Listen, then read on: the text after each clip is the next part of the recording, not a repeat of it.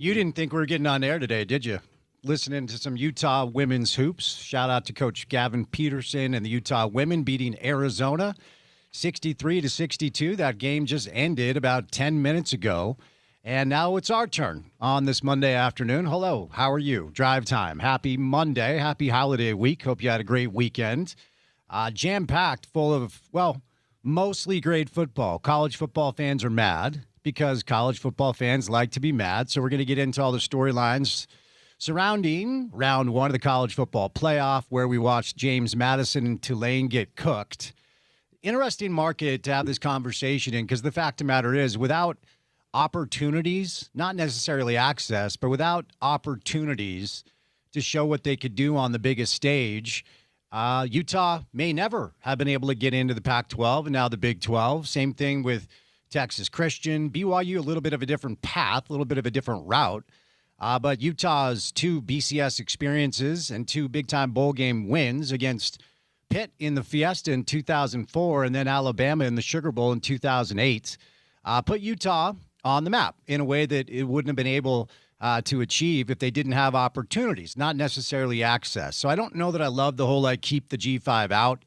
This, to me, comes down to people that are upset that 6 hours of entertainment that they thought they were getting on Saturday afternoon did not come their way. So we're going to get into a bunch of this stuff with our guests on the program today. And, of course, the latest with Coach Witt, who is now the favorite on all the prediction markets to take that job in Ann Arbor and coach Michigan. No news officially has come down. Of course, we will bring that to you once it comes our way. Hope you had a great weekend. Off to a good start to this work week. Hopefully you have some time off during the holidays. We will be taking a little time off, but we're live today. We're live tomorrow, and then we'll be off for the rest of the week. So we appreciate you making us a part of your day. Our first guest will be Kenneth Scott. Talk about Coach Witt. Smitty's going to be live in studio today to talk we'll bounce around and go in a bunch of different directions with our guy Richard Smith on the program. Scott Mitchell with his Monday visit. And an old friend who I used to do a lot of radio with before he kind of got out of the space, but former youth safety, Steve Tate joins the show. We'll talk to Steve about his memories of Coach Witt, what he thinks will come next with Coach Witt on a busy Monday show. Notre Dame and BYU have agreed to a home-and-home series. No Notre Dame USC until probably 2030. Another college football rivalry bites the dust. So busy Monday. Kenneth Scott, Richard Smith, Scott Mitchell, Steve Tate, me, Spence Checketts. All of you, the great listeners, and that guy, Porter Larson, who I would imagine watched a copious amount of pro and college football this weekend. I did. Plenty of college football, as you mentioned, on the docket over the weekend. And, maybe not as entertaining as you'd like on the G5 stuff, but I will gladly be the devil's advocate on their behalf. The 30, 40, 50, 60 years of being locked out does not negate the 2 years now of us kind of experimenting with this. The glass ceiling that was broken by the Utahs and the Boise States, we're not going to close that after 1 year because your TV show wasn't as entertaining as you wanted. Just to be clear. But yeah, a lot to get to, and still a lot to come when it comes to college football and the pro side. I do think we have 8 really good football teams left. I think if you're a fan of Notre Dame or BYU or Utah or Vanderbilt over the weekend, you would have wondered how your teams would have stacked up if you were able to get access. But let me just say this. I don't like the March Madness parallel. I think it's completely – there are 12 teams in this thing. In the college basketball setup, there are 68 teams, okay? So a lot of people getting loose with parallels, a lot of people over the weekend in their feelings about this. We shouldn't expand to 68, is that what you're saying? We should not expand to 68. I'm a proponent of more football. I just think a lot of these takes have been a little bit lazy. Kenneth Scott, our first guest today, right out of the gates, but on a Monday afternoon, courtesy of our good friends at Prize Picks. It's time now for your opening tip. Welcome to The Drive with Spence Checketts on Utah's #1 sports talk. Now into the studios of ESPN 700 to set the scene for the show. The opening tip of The Drive is brought to you by Prize Picks. Use the code ESPN700 and run your game with Prize Picks. Hit a little NBA/NFL parlay over the weekend on Prize Picks. Turn my knowledge into cash. You guys can do the same because it is the holiday season. It's the best time of year for sports. We've got bowl games, basketball matchups, playoff pushes, all happening at once. And you and I are out here making decisions every day. What gifts to buy, what to eat, which game to watch. There's one place where it does feel good to be right, and that is with our good friends at Prize Picks. New feature alert. They're offering early payouts. If your lineup gets off to a hot start, You may now have the option to cash out those winnings before the game even finishes. If your fantasy football season is over, like mine is, all 3 of my leagues made the playoffs, lost in the first round. It's a depressing weekend after you're ousted from the playoffs. You can play fantasy football every weekend on Prize Picks by choosing your favorite players, and when they hit their projections, you could win some cash. Step number 1, if you have not done this yet, just go get their free money. Try out the platform and see what you think. You download that Prize Picks app today. You use the promo code ESPN700, and you get $50 in lineups. After you play your first $5 lineup, promo code ESPN700, you get $50 in lineups after you play your first $5 lineup, because on Prize Picks, it is good to be right. All right, we are late today as a result of some Utah women's basketball. Shout out to the Lady Utes. They beat Arizona 63-62. We've got some Jazz basketball tonight. They're taking on one of the best teams in the NBA, the Denver Nuggets. BYU basketball in action as well. So a jam-packed, busy show. But we got a good guest list, so we'll catch our first break this Monday afternoon. Bring in Kenneth Scott coming up on the other side of Monday Drive on ESPN 700.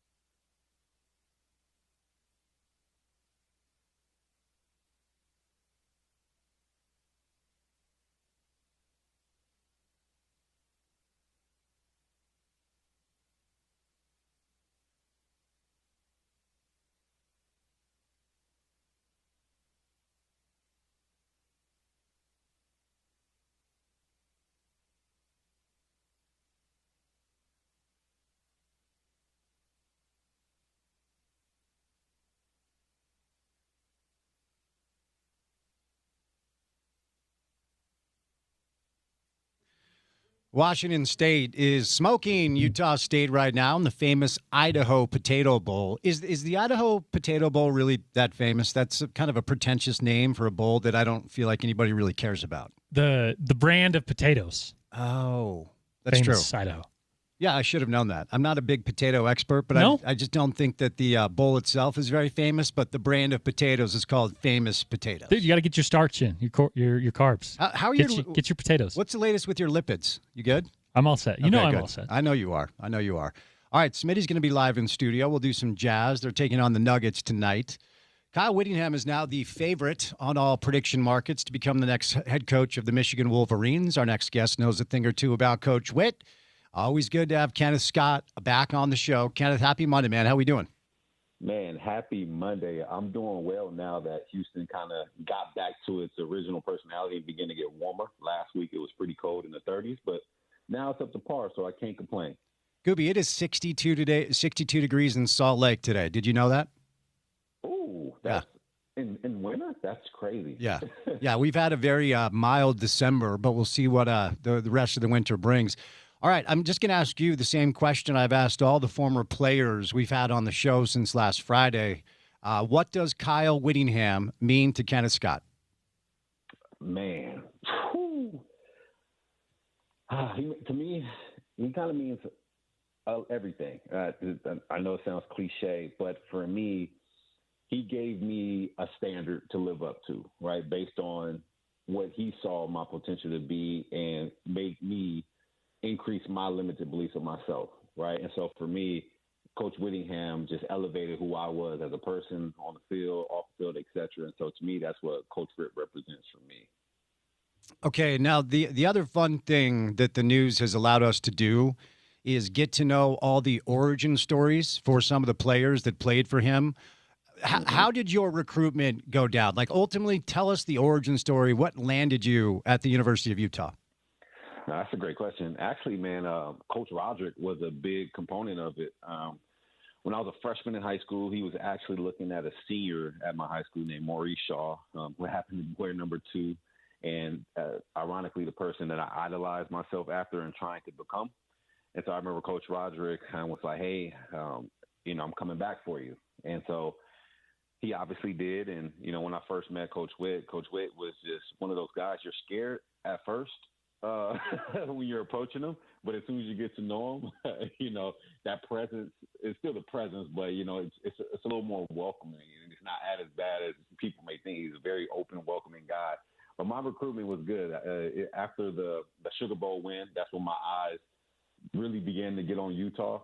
Honestly, when Utah was recruiting me, I didn't really know where Utah was on the map. So that was a first.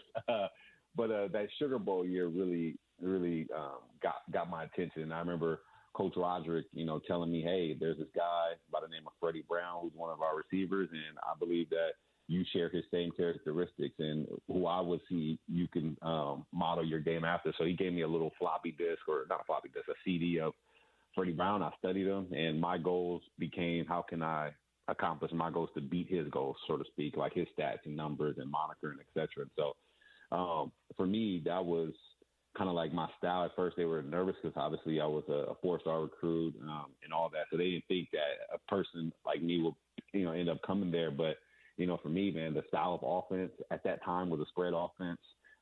It was close to home, but away from home. And I can have the possibility of playing early. And so those, and obviously, the teammates that was there when I went on my visit, everybody was amazing because it was so diverse and something I'd never seen before. And so I was like, man, this is cool, and so that's what made me feel welcomed.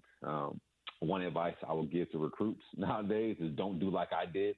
I remember my sophomore year when I got onto ESPN 300 or Top 150 ESPN Top 150 during that time and going into my junior year. I remember a USC sports writer had not set me up, but they were like, hey, if USC offers you a scholarship, would you commit? And I said, yeah, I'm committing on the spot. And so that kind of slowed up my process because, I'm a backyard kid at USC. And obviously when Pete Carroll and his staff, kind of tried to get me, he departed and Lane Kiffin came in. But that's besides the story. But for me, I just felt at home. As soon as I, got a relationship with Coach Roderick, Coach VJ came out here too, and Coach Whitt.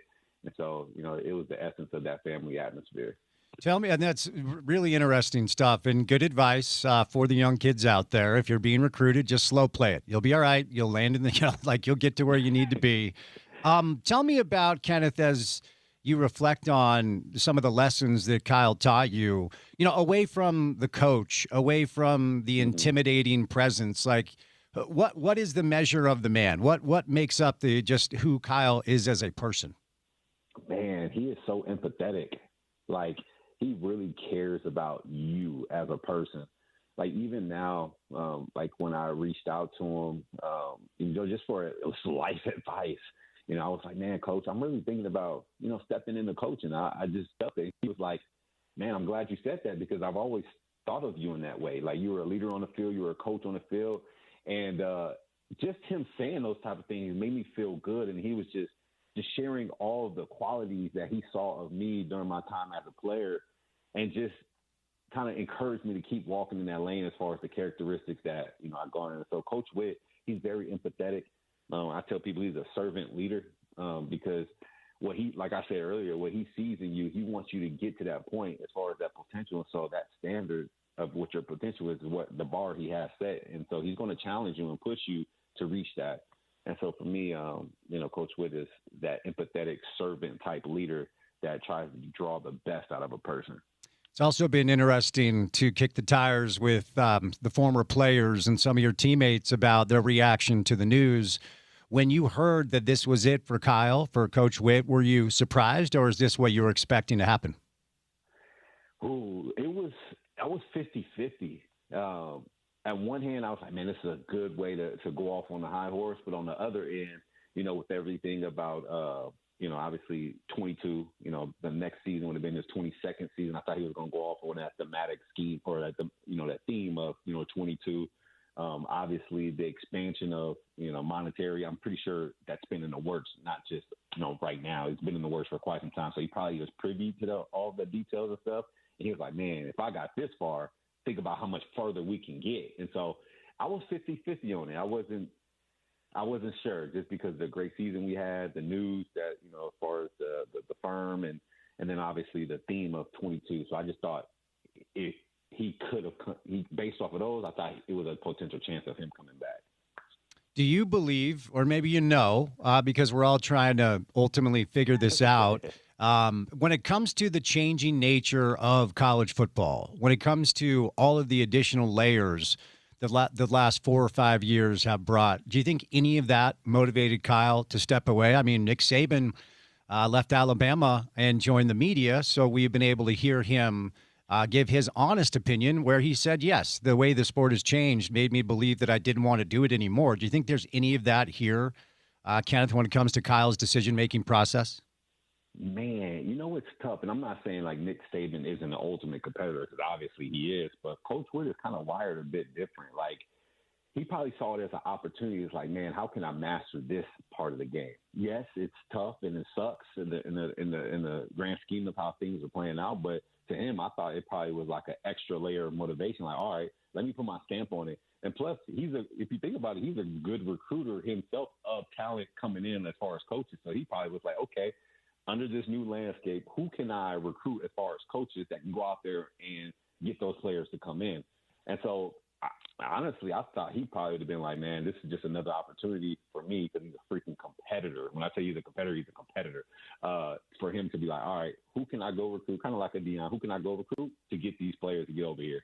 And so, for me, it's kind of like, I don't think he was really bothered by it too much. He was just like, all right, this is the new thing. Let's go attack at 150%. Yeah, and look, to your point, he did adapt, right? He has adapted to this era of modern-day college football. I think it's something that probably he doesn't deserve, or he doesn't get enough credit as far as how much he deserves. And, when somebody will probably write a book, maybe he'll write a book about his 21 years as head coach, 32 years as a coach on staff. And I think, Kenneth, one of the things that he has not received enough credit for is being able to adapt, even though he's an old school guy. You know what I mean? No, it's funny that you mentioned about writing a book. Many years ago when I first wrote my first book, and him and I were talking about it. I told Coach, I was like, Coach Witt, what would be great if you wrote a book? Like, and he just laughed it off. I was like, man, Coach, you don't understand like how much lessons and the wisdom that he has. I know I'm gonna be the first buyer. I know for sure. And so it's funny that you mentioned about him writing a book and the lessons and the wisdom that come from it. And he probably ideated on the idea a little bit, but and that's one thing. I don't know if he's for sure done coaching or yet. Obviously there's speculation that he hasn't accepted that yet, right? But I challenge and encourage him to, if he is done coaching, right, step in that lane of, putting his years on paper, because I feel like it can help out so many individuals in life and in the sport of football. Kind of being like a Nick Saban, honestly. If I'm him, I think that would be amazing. Yeah, no, I agree. Now, of course, ultimately we'll get to what potentially could be next, but all of the news surrounding Witt stepping down, and Kyle a couple of times last week actually did speak on the record and spoke to the media. Doesn't sound like a guy that's done coaching to me, and we'll get there in a moment, Kenneth, but it has distracted from, and we will get a press conference to announce Morgan on January the 6th after the bowl game, so we'll look forward to that. But as the baton is passed, tell me your thoughts from your seat on the new head coach for Utah football, Morgan Scalley. Man, I love Coach Scalley. Like, that guy is a ball of energy, man. You cannot have a bad day with Coach Scalley around. You just literally can't. And just as much as a competitor Coach Witt is, Scalley is that way as well. Man, he treats practices just like game days.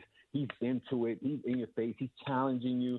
Like, and some people, they don't like coaching like that. But for me, it's like, man, that must mean he cares. He sees something in me that maybe I don't see in myself. So he's pushing you. And so some people, they get rubbed off, sometimes like that. But for me, if I'm a player, I want that. And so I love the addition of, well, not the addition, but Coach Scalley stepping into his new era. I think he's going to, he's a heck of a recruiter. People love him. That's why they come to this school, because of him in regards to what he can do. He's freaking smart as I don't know what. He's a tactician. Like, he's very tactical and understands the game. And so for him, it'll be cool to see like his next step of like how he's going to bring in other coaches to amplify who he is, or that can add more value, stuff like that. So, I'm excited, and Coach, he's going to do a phenomenal job, in my opinion. I think the biggest job for him is like, we all know who he is as a defensive guy. Maybe, what is his methodology or philosophy in regards to offense, right? Because a lot of coaches, they may think a certain way on defense, and, they may want a certain way on offense. So it's going to be kind of interesting to see how he would want an offense structured under his jurisdiction of the program. So that'll be interesting. Yeah, really good point. And while we're in this space, ironically enough, Kenneth, as you know, last year, Utah's offense ended up being elite. They were, I believe they finished as the best rushing team in the Big 12, and I think one of the top 5 rushing teams in the country. They were mid-table as far as the passing game goes, but, right. When you're able to run the football down people's throats the way that they were able to, then it's fine if you can't fully expedite it with the passing game. But I think they finished I think it was third to last in the Big 12 in rushing defense. Now, those numbers are inflated a little bit because of maybe 2 or 3 really, really bad games that kind of got out of control. But did you like what you saw year one, Jason Beck as the play caller and Devin Dampier under center, who has not announced his intentions for next year just yet? And that's interesting.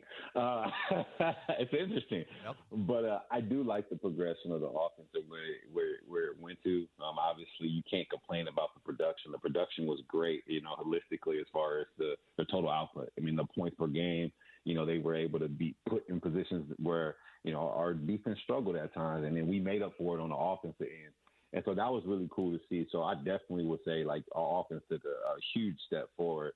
Obviously, there's areas where we want to see more incorporation as far as the passing game, like a true passing game. But towards the latter part of the season, you see it was implemented a little bit more. And that's where you saw guys like Larry Simmons, Whittemore, especially when Ryan Davis was out, other people started to step up. And so Buchanan, obviously. And so incorporating that piece a little bit more and elevating it, I think it would get more eyes to us when it comes to like receiver recruits. They're like, okay, well, I think I can strive in this offense as well. Like, not just from a tight end or a running back catching out the backfield, more receivers be like, okay, come on, let's go, because they can see it. But I liked it, man. I think it's progressing, and they're progressing in a huge way. And shout out to Jason Beck, because he did his thing. Hopefully, we don't lose him to BYU one day. We'll see. Not just playing, but nah. Yeah, it is interesting to consider what next year could look like. I mean, of course, there's a bowl game, and unfortunately, Kenneth, like the way the sport is set up, if you're not in the CFP, your bowl destination is more just like a feel-good thing for the fans. And it's Kyle's last game, so I'm sure a lot of fans will be going to Vegas just to pay homage and honor to Witt. But when it comes to maybe what this roster needs to take the next step next year to go from right there near the top of the Big 12 to competing and winning for the conference, what sort of additions would you like to see? Now, Bert Ficklin is coming back. Devin, like I said, is not announced yet. They're losing both of their tackles, which is going to be tough, but they've got a couple of big-time recruits coming in. What would you like to see added to this roster this offseason to take that next step? Ooh, the next step. Ooh, that's tough. Definitely the O-line play has to, get to where it was last year for us to have, Coach Harden's freaking amazing. So I have no doubt in my mind the offensive line is going to be amazing because, we're losing 2 first-rounders. Like, come on. So, of course, that's priority number one because our identity is based off the run game. So we definitely want to fill those spots where those 2 first-rounders are going to be leaving. So, obviously, that's priority number one. We have our quarterbacks, whether, Devon, obviously, I want him to stay, of course. But we have Ficklin, who's already committed, so that's a great. As far as tight ends, obviously, our guys leading off, I thought he was going to get another year of eligibility, but it's all good. Let him go get his NFL shine. Buchanan stepped up pretty well. He's a slender type tight end, so it'll be cool to see, more of a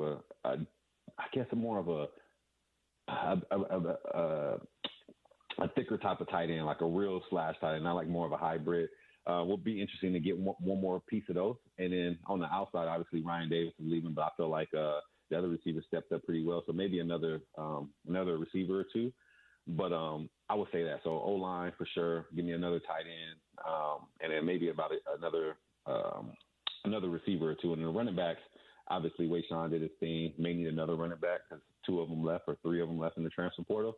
So another running back that offers dual capabilities in the run game and in the pass game could bowl well. I know our fast guy is still there. So I think those components well around. I just want to see us threaten in the pass game a little more, sort of like how we did towards the latter part of the year. And I think we'll be pretty well off.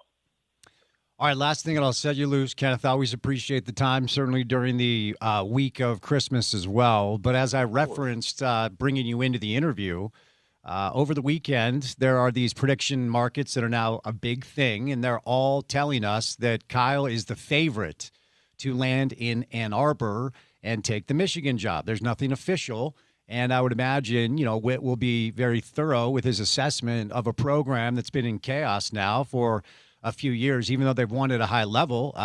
Half the staff is still on show cause probation, and Sharon Moore lost his job in unbelievable fashion. So you certainly could do a lot worse than Witt if you're Michigan. I don't know if Witt wants Michigan, but what do you think about that potential? Well, if Coach Witt goes to Michigan, he's going to have a wide receiver coach go with him, which is me. I love it, love it, love it. No, the reason why I say that is because I love Michigan. And, the starting wide receiver there, Andrew Marsh, who's a freshman All-American, I coached him when he was 13, 12 years old. So I've been coaching him all the way through. And so, that's why I threw it in there. Like, hey, go ahead. Let me go ahead and go to Michigan with Coach Witt. But we'll let coach him again. But no, I think Coach Witt can easily revamp a program without a single doubt. And a tradition like a freaking powerhouse like Michigan, they're going to have a lot of support, a lot of backing, especially the type of character that Coach Witt has. So a lot of people are going to want to invest into that. And so if it happens, man, I think people are going to get behind Witt because they understand the character. They understand his thought process. He fits well in there, like as far as like his philosophy, like the run first identity type of their ground and pound, that toughness, that physicalness. Like I think a lot of people will stand behind Coach Witt, and this is not me wanting him to leave there, you know what I'm saying? But, he could be a prime candidate for what Michigan would want to look like, for the future. So, if he does go, man, super excited for him. And if he wants a receivers coach, feel free. And I would love to get reunited with my fellow receivers. But no, that would be awesome for Coach. I think he'll do a phenomenal job there. We will add our endorsement to make you the new wide receivers coach at Michigan, Kenneth, if he gets the job. Sound good? This sounds good with me. I appreciate it. All right, man. Look, you have a very Merry Christmas and a happy holiday season. Always appreciate your time. Stay safe and be well, okay? Oh, that's much love. I appreciate you guys, and I hope the same for you guys, and hopefully it stays warm. Well, you probably want snow, but you get the picture. No, I want it warm, man. I'm with you. Thanks, dude. Be good, okay? Take care. All right, Kenneth Scott, wide receiver for the Utes. Very high level. Unfortunately, had some injury issues and was in the NFL for a little bit. Porter, I would like to go on record to say if Witt does get the Michigan job, I would entertain the offensive coordinator position. I'm not saying I would take it. I'm saying I would entertain You it. would listen. Yeah, I would. You would listen to offers. I'm more of a defensive-minded guy. If you had the option to take one job on a college football staff, would it be defensive coordinator? Oh, yeah, I'd be the DC for Virginia Tech like tomorrow. Okay. Well, But Foster's heir. Okay, I love it. Now, you know me, knower of ball, right? I mean, I'm part of the ball-knowing community. If I was the OC, a lot of spider two-wide bananas. You'd be running a lot of spread offense. Mm-hmm. You'd be trying to get a lot of speed on the outside. Yep. And, I'd be punching you in the mouth with a front seven that you're not ready to deal with. So, Kyle, if you're listening, and we know that you are, you have your coordinators here in studio on both sides of the ball should you take the Michigan job. All right. That wouldn't get loose. Not at all. Not at all. I'd lose that job within 2 weeks. All right, we'll catch a break. Coming up on the other side, Richard Smith, live in studio. All right, show rolling along today. It's always fun when we can catch up with Jeff Robe from My Hearing Centers. Hello, Jeff. How are you, sir? I'm doing great. How are you, Spence? I'm well. I appreciate your time. So let's talk about the Signia BCT IX, these hearing aids that you guys have to offer. Let's just talk about kind of the form and function. So listeners who have like the old school hearing aid in their minds with big old bananas on the back of the ears, they need to understand exactly what this product is, Jeff. Well, it's really cool because they connect to a really great app that you can put right on your phone. And what it allows you to do is actually tailor your hearing experience right in the app. So let's say, for instance, you're in a noisy environment and you don't want to hear all the background noise, but you want to hear the speech much better. You can actually change the settings so that you'll hear the speech. It'll bring that up. You'll hear it much more clearly. And all the other background noise will kind of fade away and not be as prominent, so you can hear people talking a lot better. You can also raise the volume if things are a little bit too soft sounding to you. And these new BCT-IX will actually last for 36 hours just on one charge. And it's a rechargeable battery, so you don't have to fiddle around with putting in hearing aid batteries and dropping them on the floor and that kind of stuff. It's rechargeable. You put them in a little charging case and they charge up very quickly, and then you're good for about 36 hours. So they're really, really much better than what you may have experienced in the past or what you might be used to. Jeff, when's the best time for folks to get these hearing aids? Well, the best time is when you think you've got a problem, because you don't want to wait too long. There's a lot of consequences that might come along with waiting. For instance, you are at a greater risk for losing the ability to improve your hearing significantly if you don't get it taken care of early on. Plus, there's a lot of studies that show that hearing loss is actually connected to the chance for higher risk of dementia and Alzheimer's disease. So you want to get it taken care of as soon as you think you might have a problem. We've got some great folks that can help with that. Jeff, before we set you loose, what's that special offer you have for our listeners who give you a call today? Well, we're looking for 50 ESPN listeners with problems hearing to take part in a 30-day challenge to evaluate these new Signia BCT-IX devices. We want them to call the number, which is 801-701-1924, and schedule an appointment today, or you can book online at myhearingcenters.com. So you got to call today. It's 801-701-1924. That's 801-701-1924. 801-701-1924. Also online at myhearingcenters.com. Jeff, thank you, sir. Thanks, Spence.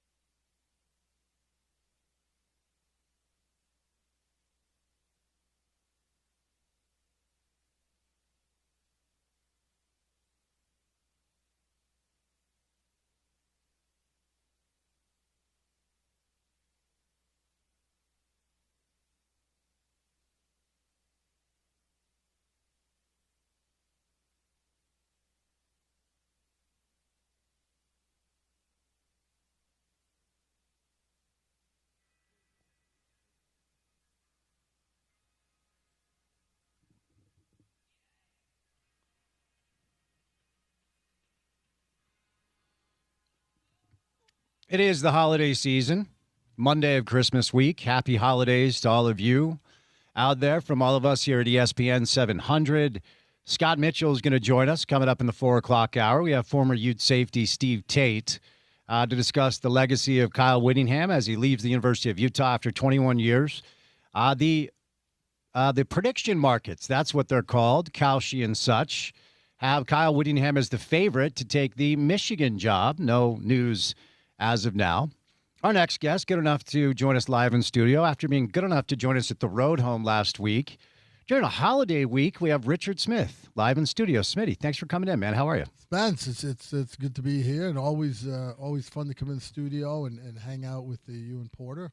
This is and we're getting into this big bowl season. There's games all day, and Utah State's playing. I don't know, is the game over yet? Or No, I think it's still going on. They're getting smoked. I think it's 27-7. They're in the third. Oh, no, they're in the fourth quarter, 27-14. Washington State leads. Yeah, up in the famous Idaho Potato Bowl, which Spence, you should be well familiar with that. That's a big time bowl on the Smurf turf up in Boise. Fun. It's a fun place to watch a game.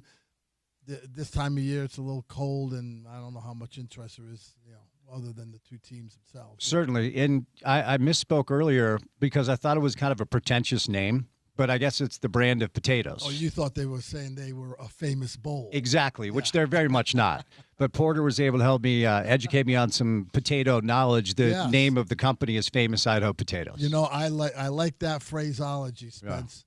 Yeah. Some potato knowledge. Yeah, I like that. Yeah, I need it. I don't have great potato knowledge.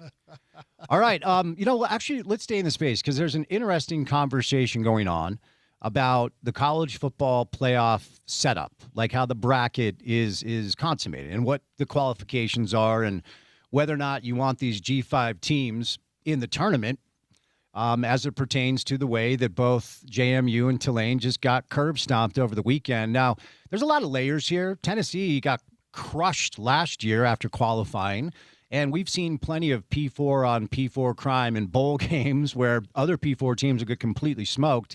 And look, this to me comes down to angry college football fans that were hoping to sit down for 6 hours on Saturday and see great games, and they just didn't.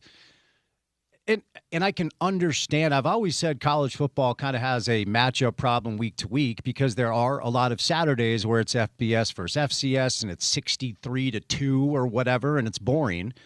But one of the things I've always liked, and I don't love the March Madness parallel because there are 68 teams in the basketball bracket. There are 12 in the college football bracket.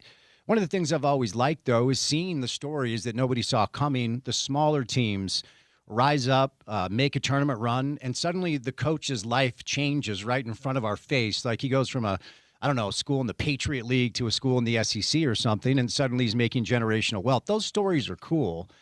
But where do you fall on this? Do you like the David versus Goliath matchups? Is it unwatchable television? Like, what's your take on this? Well, remember, Spence, several years ago, and I don't know what it is now. Maybe it was 15 or maybe it's even 20 years ago. That was what we were all excited about in this region of the country when Boise State got to go down to Fiesta Bowl and play Oklahoma. And they had that trickeration or whatever it was. Mm-hmm. What is that? Statue of Liberty or play, something or whatever that it was they awesome. did. They pulled off, and the coach was willing to do it. In such a high-powered game for them, and that changed. You're exactly right. That changed his life, and that changed the perception of Boise State football and all of that. And but I think going into those games, I was interested to see how James Madison would do and how Tulane would do with Jake Retzlaff, at quarterback, having left BYU over the summer and they played against two very good teams and whether it was a bad day or those guys just showed that they that's what the lay of the land is. So now you've got Oregon and Texas Tech in these games. Alabama's going to be playing Indiana in the Rose Bowl, which is those games are going to be fun to look forward to but I think somewhere everybody roots for the so-called underdog and the guy who's supposed to come in with not many arrows, in his quiver and somehow slay, Goliath and it's they were both playing on the road, so that didn't help matters at home stadiums, but I think it's fun. I think it's fun for those conferences and those teams, when they get to get in there and try and sock it out with the so-called big boys and see what they can bring. And this weekend it didn't work. It didn't happen. Okay, that's the way it goes. Yeah, and it's interesting to talk about this locally because it's a different time. It's a different era. You referenced Boise State and how they kind of burst on the college football scene, and it changed the lives of the coaching staff. It really changed the program in a lot of ways, and they're still a very good football program. They've never been able to find their way into a P4. Market size, I think they've been candidates here or there. But without the opportunity, and Utah earned the opportunity in 2004 for Utah to go to the Fiesta Bowl and stomp Pitt after an undefeated season with Urban and Alex Smith. And then you fast forward 4 years later, what they did in 2008, where they were able to go to the Sugar Bowl and beat Bama. It's not the same thing because it's a different format, but without the opportunity to showcase who Utah football was on a very, very large scale. Does the Pac-12 invite happen? Are they a P4 team now? I don't know the answer to that, but it certainly helped, right? Yeah, of course. And when you're playing those kind of schools, and sometimes, Spence, when you're in that position, you only get a couple swings at it. You only get a chance in a bowl game where you get matched up with someone like an Alabama or a very well respected and well known Pitt program. Back in 2004, like Boise State playing Oklahoma. Most of the times you can't schedule those games early in your non-conference season unless you're willing to go to the other guy's place and get your head pounded in, early in the season before you know what your team really is all about. But when you get those chances, and Utah took advantage of them and maybe parlayed that into the Pac-12 thing, I think at that time, my opinion, they were also the Pac-12 was really high on your athletic profile, but also your academic profile, which Utah and Colorado fit in the Mountain West region, and so that was a nice balance to add them into that so-called West Coast Conference with the Washington, Oregon, California schools. But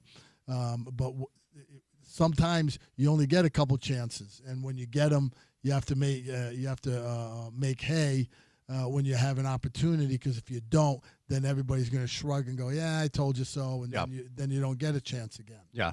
Well, and look, and we can acknowledge, at least I think we can, that whoever wins the Atlantic 10 this year and makes it into the NCAA tournament, let's say it's Dayton, or you know what? Shout out Fordham, my Fordham Rams. I used to go to basketball camp at Fordham growing up. So let's say Fordham wins the A10. The 8th best team in the SEC is probably better than Fordham, even though the SEC maybe not get all 8 teams in, but it comes down to what's fair and equitable and whether or not you want to cut off the lifeline to these smaller programs. Right. And I don't know that I can get there. Yeah.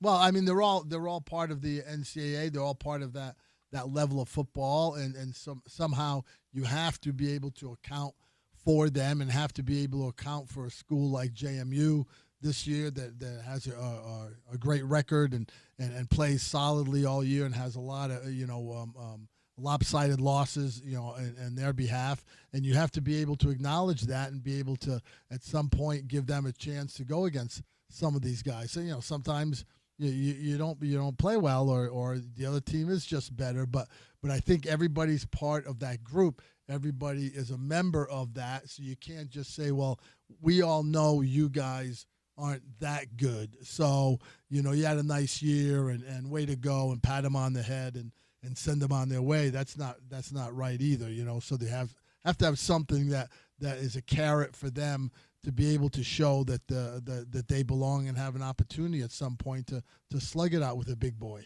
Yeah, and it does. Again, acknowledging kind of all the levels to this, it does oftentimes. I mean, for every Cinderella run in March Madness, or the occasional college football upset from FBS, FCS, everyone talks about the App State Michigan game. There are 25 to 30, 40-point blowouts. So it does lend itself to maybe some unwatchable games here or there. But if we do end up like doing away with the dynamic that we're discussing, it just moves us further and further into an area of this basically being a minor league professional sport. And maybe that's what it is. And maybe we just need to do that. Yeah. And I don't know how much of the however you want to put it, the romanticizing the way this sport used to be is still a real thing to talk about.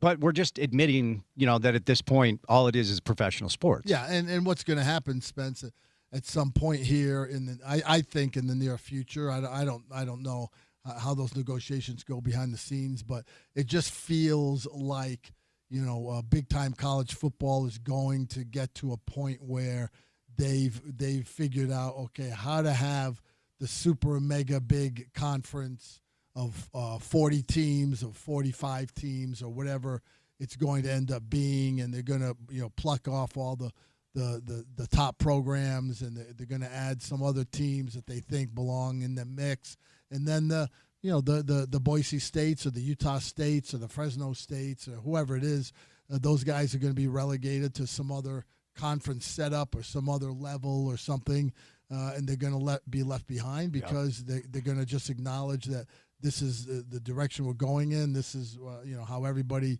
is treating it right now. I mean, it's really interesting, Spence, to stand back from 35,000 feet and look at how much this landscape has changed just in the last 10 years. If we started 2015 and you had, transfers and you had to sit out a year and guys were, just getting their scholarship money, whatever, and then all of a sudden the NIL stuff came into fruition, and then all of a sudden the NCAA did the transfer portal, so now you can come and go every other Tuesday and whatever it is, and all of a sudden that landslide just happened so quickly, and then the disintegration of the Pac-12 conference, it seemed like almost overnight. Yeah, it did. That was wild. Still wild. If you think about that, and the year before that happened, if someone had said that to you, like, hey, I can predict, this is what's going to happen, I got a crystal ball, you would go, what are you nuts? That's not going to happen, know. And so in that regard, I think where we are now in college football particularly, that's going to change at some point down the road here. Is it the next 3 years, 5 years, 7 years? I don't know. But it can't keep going the way it is. It's untenable to me in terms of the NIL money and the revenue part of it from schools putting that in, and then extra boosters coming in, and how guys are getting paid. The original idea, the Ed Bannon thing, when he first put that out, that was to, so everybody involved in college athletics, everybody on our campus who's a student athlete can get $500 a month or something that would, to go have pizza at night or go to a movie with their girlfriend or whatever it is, and so they wouldn't have to go get a part-time job off campus or whatever. That was the original idea. Now, where we are today, the quarterback gets $3 million and the women swimmer gets nothing, and that's not what the original intent was, and so everything is slid over to, okay, who makes the money? Who brings in the money? Oh, the football guys do. Oh, and on a lot of programs, the men's basketball, okay, we'll give them all the money. And then the tennis players and the swimmers and the track and field athletes, they're not getting anything, and or virtually nothing, and it's not, that wasn't the intent. So somehow the landscape has to change if they're not going to recognize that they're there primarily as an academic institution, and now everybody's just jumping in the pool, the deep end of the pool, where we want to compete with the big time boys and spend a lot of money and become a quasi professional program on a college campus, which is a whole nother discussion. But if everybody's agreeing that that's what they're doing, then at some point you have to draw a line and you have to figure out how are we going to administrate that for the benefit of the schools and the student athletes in general. You remember Kareem Reed? Of course. I think Kareem Reed put 40 on me at a Fordham basketball camp when I was a sophomore and he was a senior. And who was the coach at Fordham then? Do you remember? This was 1995, 1996. He was only there for about 3 or 4 years. And we were able to gain entrance because our coach, they hired Frank Henderson, who was the head coach of Archbishop Stepanak. Okay. And he wanted to get into like the Fairfield County, he ended up becoming a principal. Yeah. And so we were able to get access because Frank knew the Fordham coach, and we just got our heads kicked in because it was all these kids from the Bronx than us from Fairfield County. Good experience. Yeah. I'll look it up during the break who the Fordham coach was back then. Speaking of coaches, Kyle Whittingham doesn't sound like he's done coaching. Yeah. So last week he hopped on Scott's show, and then I think it was Wednesday, they had media availability after practice as they're getting ready for the bowl. Yeah. Take on Nebraska, who just lost their starting quarterback. I think Utah's favored by 17. So, as we've talked about, if you're not in the CFP bracket, your bowl destination just feels like a little – I mean, maybe this is different because it's Witt's last game. Maybe you're going to see a lot of Ute fans just make the trek to say thank you and pay honor to Kyle. But I don't know. I mean, as I referenced earlier, when you look at these prediction markets, Kalshi and Robinhood and such, it's a new thing that I'm even learning about myself. Yeah. He is now the front runner to land the Michigan job and coach Michigan and move to Ann Arbor. There's a lot there. Wow. At the age of 66, we know that he takes great care of himself. but you need a lot of energy if you're going to go take over a situation that needs a little bit of a pivot and certainly a palate cleanser. Can you wrap your mind around the potential of Witt, wearing Michigan yellow and blue? Well, it certainly is in the realm of possibility. He's certainly got the credentials, and there's a no-brainer from the football side of it, from coaching and organizing and putting a roster together and recruiting and all those kinds of things. Maybe that's something that is a challenge for him, that he would like to jump in there, against the Ohio States and the USCs, which he's done before, obviously, and all those kind of programs in the Big Ten, and take that on for a while. You also have to look at it, Spence, from the Michigan point of view as well.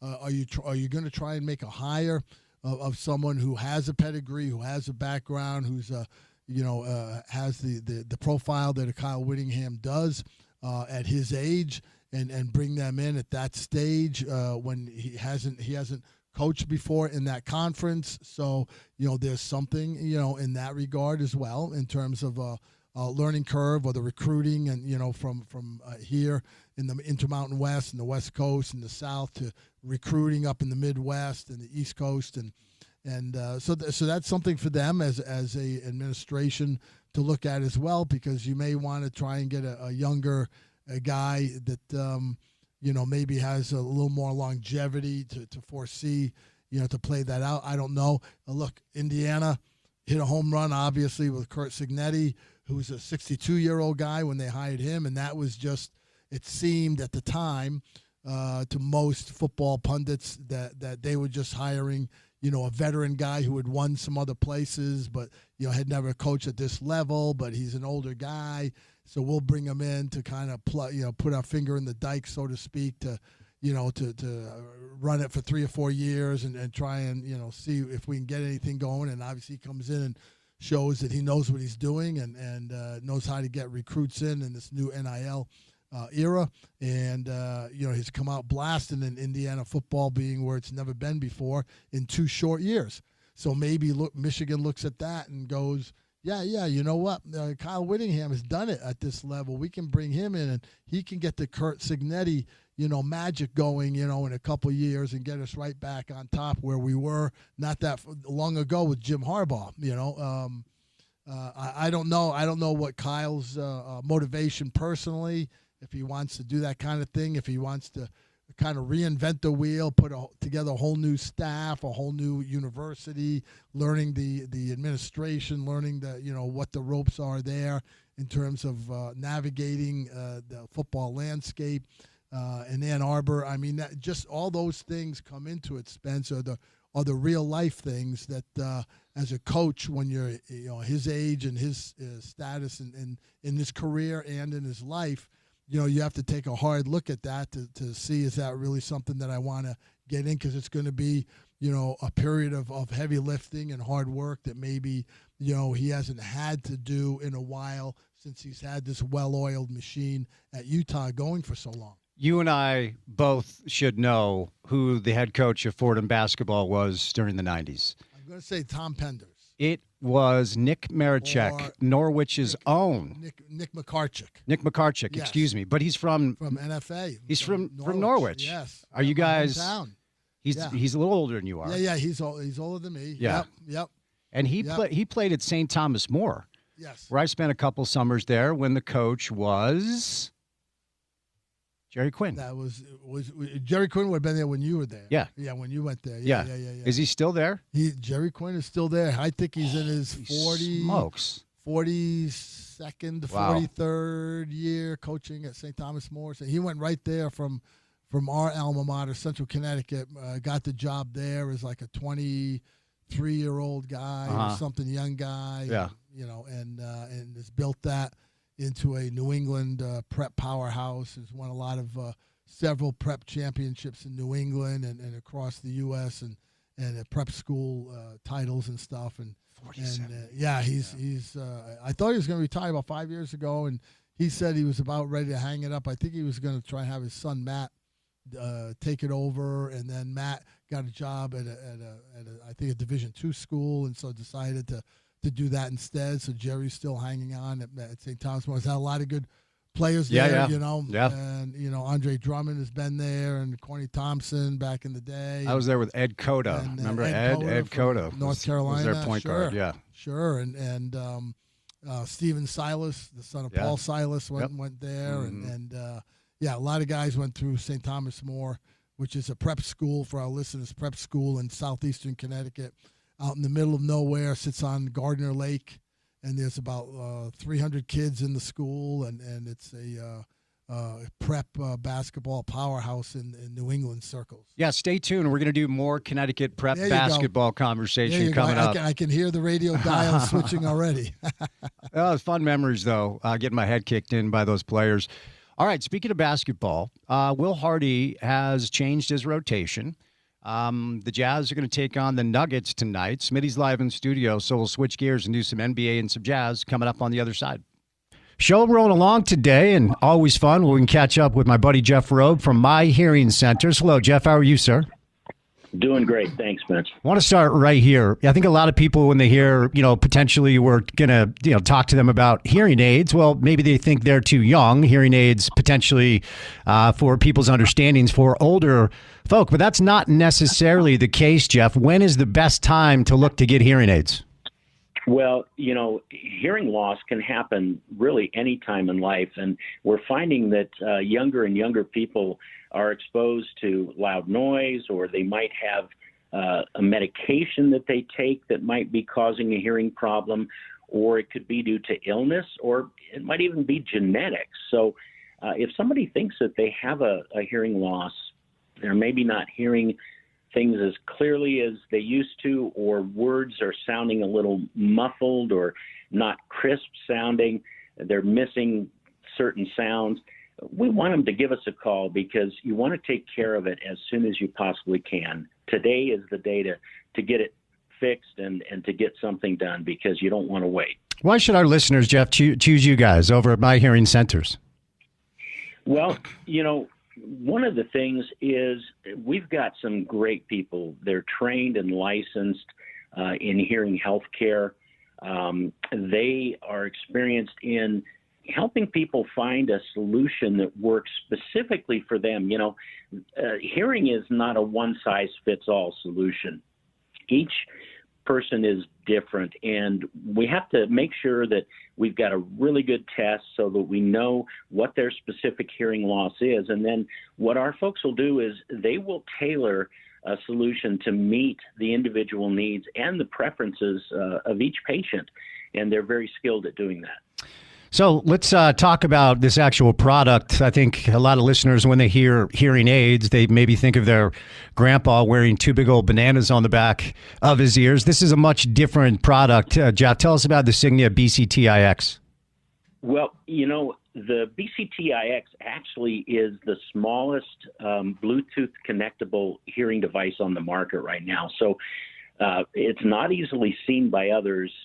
Folks might not even know that you're wearing them. They're so small.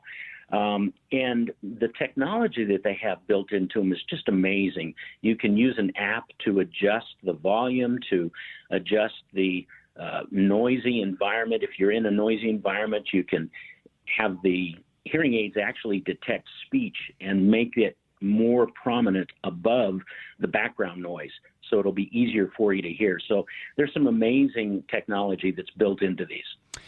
All right, Jeff, before we set you loose, we got a special offer for listeners. Let's hear about it. We're looking for 50 ESPN listeners with problems hearing to take part in a 30-day challenge to evaluate this new Signia BCTIX. We want them to call 801-701-1924 and schedule an appointment today, or book your appointment online at myhearingcenters.com. Guys, with the holidays just around the corner, let's not miss out on all the sounds and wonderful holiday gatherings. Do something about it today to start down the path to better hearing. Here's the phone number. It's 801-701-1924, 801-701-1924, 801-701-1924, or online at myhearingcenters.com. Jeff, thank you, sir. Thanks.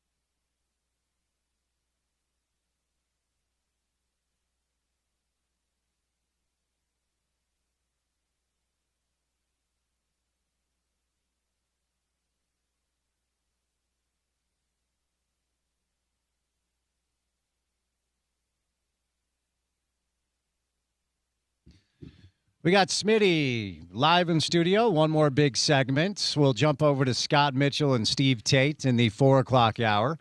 Washington State is putting the finishing touches on their win over Utah State in the famous Idaho Bowl. It's very famous. Famous Idaho Everyone's Potato saying, Bowl. Excuse me, famous Yes. Idaho Yes, Potato you gotta Bowl. get that potato in there. That's the whole nut that holds it together, Spence. Yes. 34-21, my bad. Famous Idaho Potato Bowl. There we go. BYU, Georgia Tech sold out for the Pop-Tarts Bowl.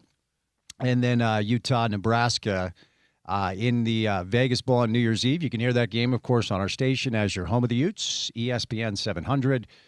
All right, Smitty, we did a little college football talk last segment. Let's go over to the Jazz. They're going to play Denver tonight. Denver, of course, an elite team, one of the hopefully one of the teams in the West that can at least make Oklahoma City sweat a little bit. I still believe Jokic is potentially the best player in the NBA. Shea has something to say about that, and obviously healthy Giannis or Steph or LeBron or wherever you're at. But recently, Will Hardy has tinkered with his rotation a little bit, and the thought is, kind of twofold here. Maybe get a look at these young players as they develop. But then Kevin Love played like 32 minutes the other night in their loss to the Magic.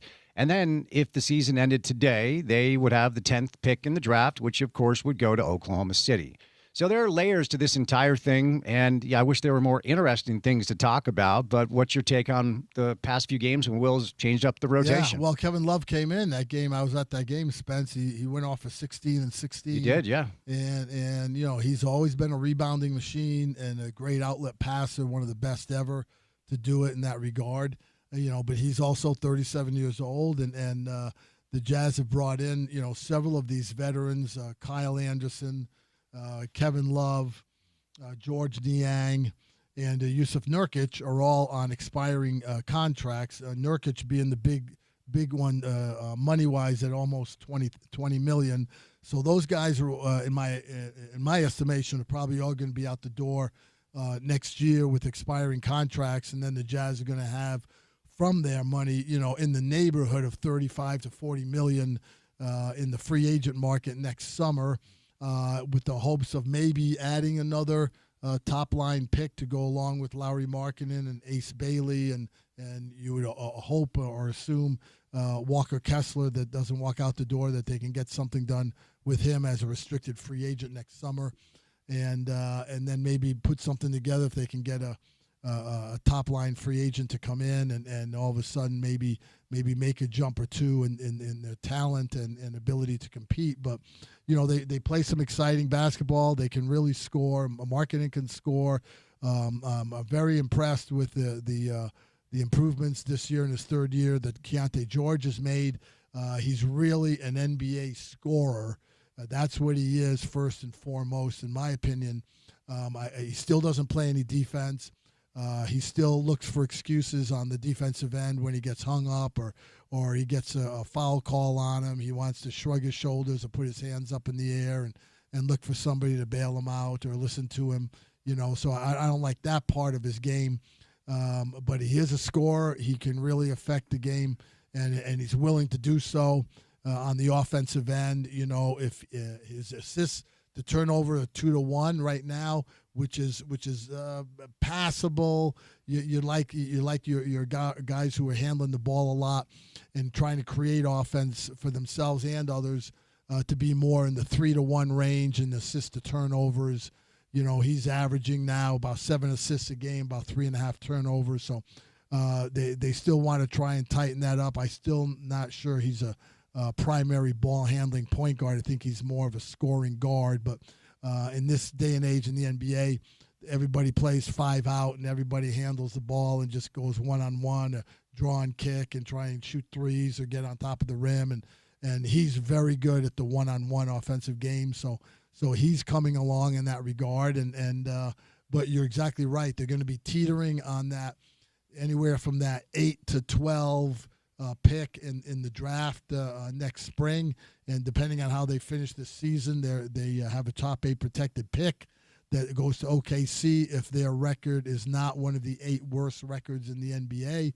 As you say, Spence, right now they're number 10, so that means if it was today, which is only a third of the season, we're into it, but But today they would have to convey that pick to OKC, and they would not have a first-round pick next spring. So when we get to March and April, depending on how they're playing and what their situation is in that regard, it's going to be interesting to see how the rotations go and what Will Hardy's going to do to play in terms of whether they're, again, not trying to win games like they did last year, or if they're just going for it and trying to do the best they can with the roster they have. Do you have any thoughts on what you think is going to happen or what you think should happen? Because it feels like it's going to be a lot like last year. It feels like we're going to reach, early springtime, and they're going to be right kind of where they are right now, because there are other teams that are not even trying and being very obvious about it.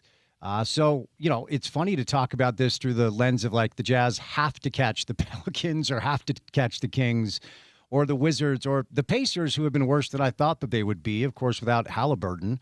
So if I had to guess, come springtime, they're going to look around and say, wait a second, we can't lose the asset.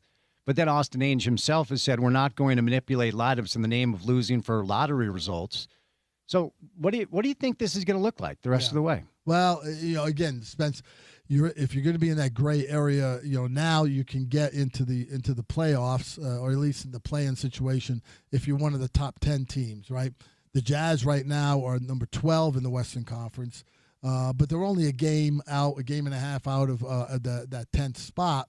Which isn't the goal, of course, a long range. But if you're middling around, anywhere from 8 to 12, and it's the end of March, and you've got 10 games to go, they're going to have to make a call, in terms of from an organizational and ownership standpoint, whether they want to try and play their best ball at that time and try and get into the play-in. And just create a little bit of buzz and excitement around the organization to have that accomplishment to lean on as the next step in their progression, or are they going to say, hey, we need that draft pick that's too valuable, so we're going to pump the brakes a little bit and ease off the gas and either play younger guys or play the older guys if they're not playing well, whatever it's going to be, in their eyes in terms of how they want to finish up in the standings. That's what's going to be the interesting part to me, Spence, is how they're handling that, in the last 15 games of the season, depending on where they're at in the standings. Has gone final, the famous Idaho Potato Bowl. Let's be clear, it's very famous. Everybody's saying. Washington State 34, Utah State 21. Let's go back to some of the vets you were talking about. If you're running a team that right now is kind of close to contention, maybe the Magic the other night, I don't know, maybe a team like the Knicks or the Spurs or the Lakers or the T-Wolves or whoever is in that area of we're right there, and maybe at this point there's one tier in this league, and it's Oklahoma City, whose net is over 16, and they're 25-3. Yusuf Nurkic, Kevin Love, any of these guys do anything for you and could potentially maybe land on a contending team to go try to win? Yeah, certainly. Depending on the money, the situation, the Jazz are in a position financially at the moment where they can take in more money than they send out right now. Yeah. A lot of teams are not. A lot of teams have to trade one for one, meaning if they're taking in somebody who's making $20 million, then they have to send out somebody who's making $20 million or more, depending on the other team's financial situation. So there's certainly a scenario where any of those guys who have playoff experience, whether it's Kyle Anderson, whether it's Kevin Love, George Niang, Yusuf Nurkic, any of those guys could help a team, at the trade deadline who are trying to get up over the hump, or maybe they have an injury and all of a sudden they've lost a rebounding power forward in their rotation who's gone out with a knee injury, and so they need to plug a hole. Oh, Kevin Love.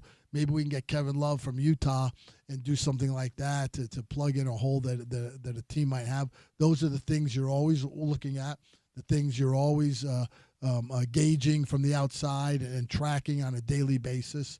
And there's certainly a scenario where the Jazz could fall into something like that and move somebody, at the trade deadline in that regard. If they could get a younger player, that they like from another team, or if they could get as a far-reaching example, what happened several years ago with which was the off season, but with the Clippers and OKC, when the OKC decided to move Paul George, and with the Kawhi Leonard agreement and all that stuff, and they ended up getting Shai Gilgeous-Alexander, young guy from the Clippers who they liked, but thought would be a nice player, didn't know he would be this player. Right. So you could always have that kind of scenario happen as well, and pluck a young guy from another team that maybe develops with you, and those are always all the maturations and things that happen during the course of a season that every team is always gauging and trying to figure out what could they actually do that might help them not only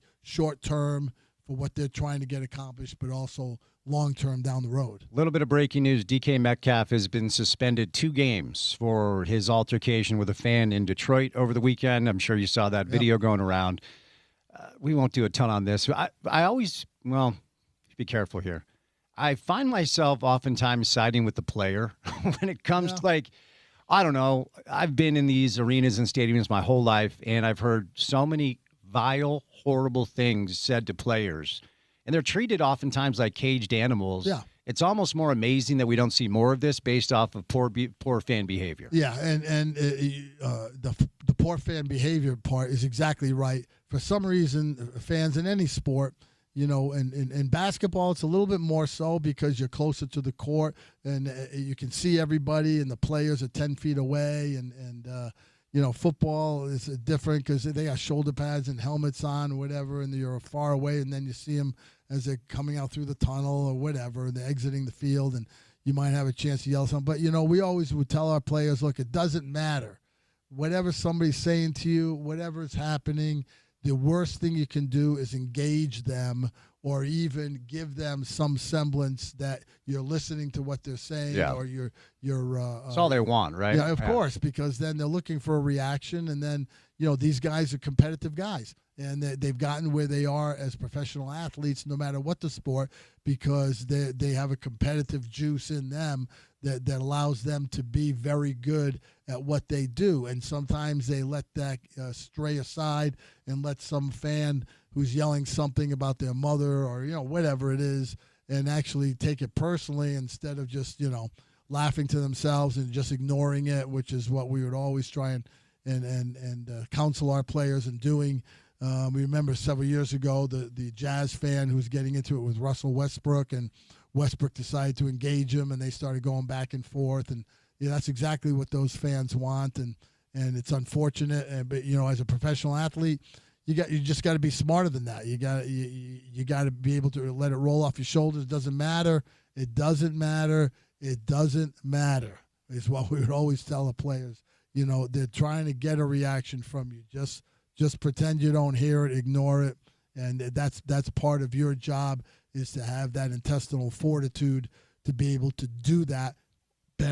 Easier said than done sometimes, because we're all emotional when things are said to us, thrown at us in that regard. But you got to figure out a way to handle it better than he did. Yep. So DK Metcalf suspended 2 games by the NFL without pay for altercation with the fan during Sunday's game in Detroit. You referenced what you said about Shai, who Oklahoma City liked but didn't know he would ever become this. Who, in your 40 years with the Jazz, give me a name or a couple of names of a guy that you guys thought you liked, but then within a few months, maybe you went, okay, we struck gold here. Yeah. Well, the most recent and obvious one is Donovan Mitchell. We liked him. Dennis Lindsey liked him a lot. Donovan was a good player at Louisville. Mm-hmm. That was it. Wasn't spectacular. Didn't jump off the page. You didn't run to see Louisville games to watch Donovan Mitchell. He wasn't one of those guys at that moment in his college career. Dennis liked him more than some of our group, and he thought he could have a good impact on our team. Really, at the time, it was more about what we determined as a group were what we thought were his leadership skills maybe just as much as his potential as a gifted, player in terms of his talent or skill level. But Dennis was able to manipulate the draft and move up from 24 to 13 that particular draft, and trade a 2-for-1 with the draft picks with Denver at the last minute, and got Donovan. We thought he would be gone by 16, 17, 18, and the Jazz were able to get him at 13, and he came in. He was really good right out of the chute, and we were in a meeting in January, Spence, that was like 20 games into, maybe 30 games into the season. We were in a meeting at the practice facility, and we were going as a group, hey, is this a real deal, or is this just like a good start by a guy that the rest of the league doesn't know, and he's taking advantage of them? Was that after his 40-point game? I think, I can't remember. I think it was against the Pelicans here, if I remember, yeah. It would have been right around that time, it was around there, because what was happening was he was confident enough to try and take over games and was able to do so. And we were going, hey, is this the real deal? Is he that much better than we thought he was? We were hoping he would have a progression where maybe by his third year, like Keontae George is doing now with the Jazz, that he would, that Donovan would assert himself into a leadership role and also be maybe one of our main guys going forward. Didn't know that he was going to be the main guy and do so quickly. And that's all to him and the hard work that he put in. He's really a good worker, before, after practice, on off days, all that stuff. He's all about the right things, about trying to get better and trying to do it that way. And so, some of it was foresight and some of it was you luck into it. And that's, similar thing with Rudy. Rudy was, rangy and long and gangly and could run some, but didn't know if he, could be a viable journeyman type backup center in the league that could help you, in rim protection to some extent, if he could get a little bit stronger and be able to hold his own and whatnot. Didn't know he was going to transform into what he's been. And, so those are a couple of examples of recent guys that we would have to, be objective and say, yeah, we saw some of it, but we didn't see all of that. And we were lucky that we were able to do those things that got them in our team and in our system, and that they developed the way they did. And quite frankly, that's what the current Jazz group is trying to do now. They're trying to find a couple guys like that they like some, but then hope that they make, a leap and bound, somewhere early on in their career that stabilizes them as part of your unit going forward. All right, before I say you loose, let's go back to Keontae for a moment, because, when you look at all of the metrics that we have at our disposal to analyze the data and the numbers behind his performance, it does indicate that he has now become like a legitimate rotational piece, like a guy that you can have on your team that can play minutes. Certainly plenty of areas of improvement, as you outlined a little bit earlier. Keontae, $4.2 million this year, $6.5 next year. And then there's the qualifying offer, right? And for our listeners, Walker Kessler just went through the same thing, didn't come to an agreement. We've talked about it through the framework of Gordon Hayward. With that situation that unfortunately left you guys really high and dry in an unfortunate way, but has he played his way into a different sort of financial conversation about what you're willing to allocate to him? Yeah, it really depends on how the Jazz, how their coaching staff and front office view his progression, particularly on the defensive end, because he to me has shown that he is a bucket getter at this level. He's 22 years old, so he can go out and score. He can score in a number of ways. His shot has gotten better. He's shooting 35% from three, but he's 91 from the line. So you can tell that he can be a solid shooter enough to make defenses get up on him, so then he can use his creativity and his ball handling to get on top of the rim, get in the lane, create shots for himself, and be a scorer that way. He really needs to get better defensively. Will he? Okay, that remains to be seen. But you look at other guys in that role who I see him in, whether it's in recent years, Jordan Clarkson or a Jamal Crawford type guy off the bench, or going way back, Vinnie Johnson, or those kind of guys who were bucket getters off the bench, maybe a little undersized, but it didn't matter because when they had the ball in their hands, they could figure out a way to get the ball in the hoop. That's what Keontae George looks like to me. Can he improve enough defensively to just fake it and help his team some on that end, so now his value goes up somewhat? That remains to be seen. Is he going to be more of a team defensive guy who you can plug in at certain times and say, okay, he's not going to hurt us. He's just going to be like a neutral in our group. If we can get him to that level and then parlay that with what he can do on the offensive end, then that's going to potentially get him a really good look at a big number contract, because scoring is a premium in today's NBA. That's what every team is trying to do, and he's showing that he's a guy who can do that on a nightly basis. Yusuf Nurkic and Nikola Jokic reunited tonight, the battle head-to-head. Once upon a time, Denver was actually debating between those two. That's right. Should be a fun game tonight. We'll see if the Jazz are able to get it done. Smitty, happy holidays, my friend. Thanks so much for the time in studio, and be safe. We'll see you soon, man. okay? Good to see you, and happy holidays to everybody out there, and be safe when you're traveling. There he is, the great Richard Smith. We will catch a break, and coming up on the other side, we'll switch gears back to college football with Scott Mitchell on a Monday afternoon. All right, show rolling along today. Before we catch a break, we welcome in my buddy Jeff Robe from My Hearing Centers. Jeff, how are you, sir? Hey, Spence. Great to be with you. Thanks. I appreciate the time. Now, look, it is officially holiday season. It is Thanksgiving week. Then we got Christmas. We got New Year's. That means a lot of dinners, a lot of holiday gatherings. And I would guess there are probably some listeners that maybe in the past have not been able to enjoy the conversations, listen to the music the way they would like to. And we're offering a product called the Signia BCTIX as far as the hearing aids go. But how can you help our listeners who, with the holidays coming up, they'd like to just be a little bit more present and involved and be able to hear all the fun sights and sounds? Well, that's so true, Spence. We want to make sure that if you're having any kind of problem, you're missing out on maybe certain high-pitched voices.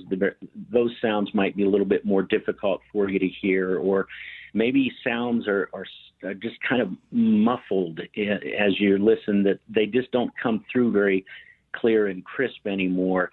We want to help you take care of that, because you don't need to sit in the corner and just kind of stay away from people because you can't understand what they're saying. We don't want that. And, I'm a grandfather.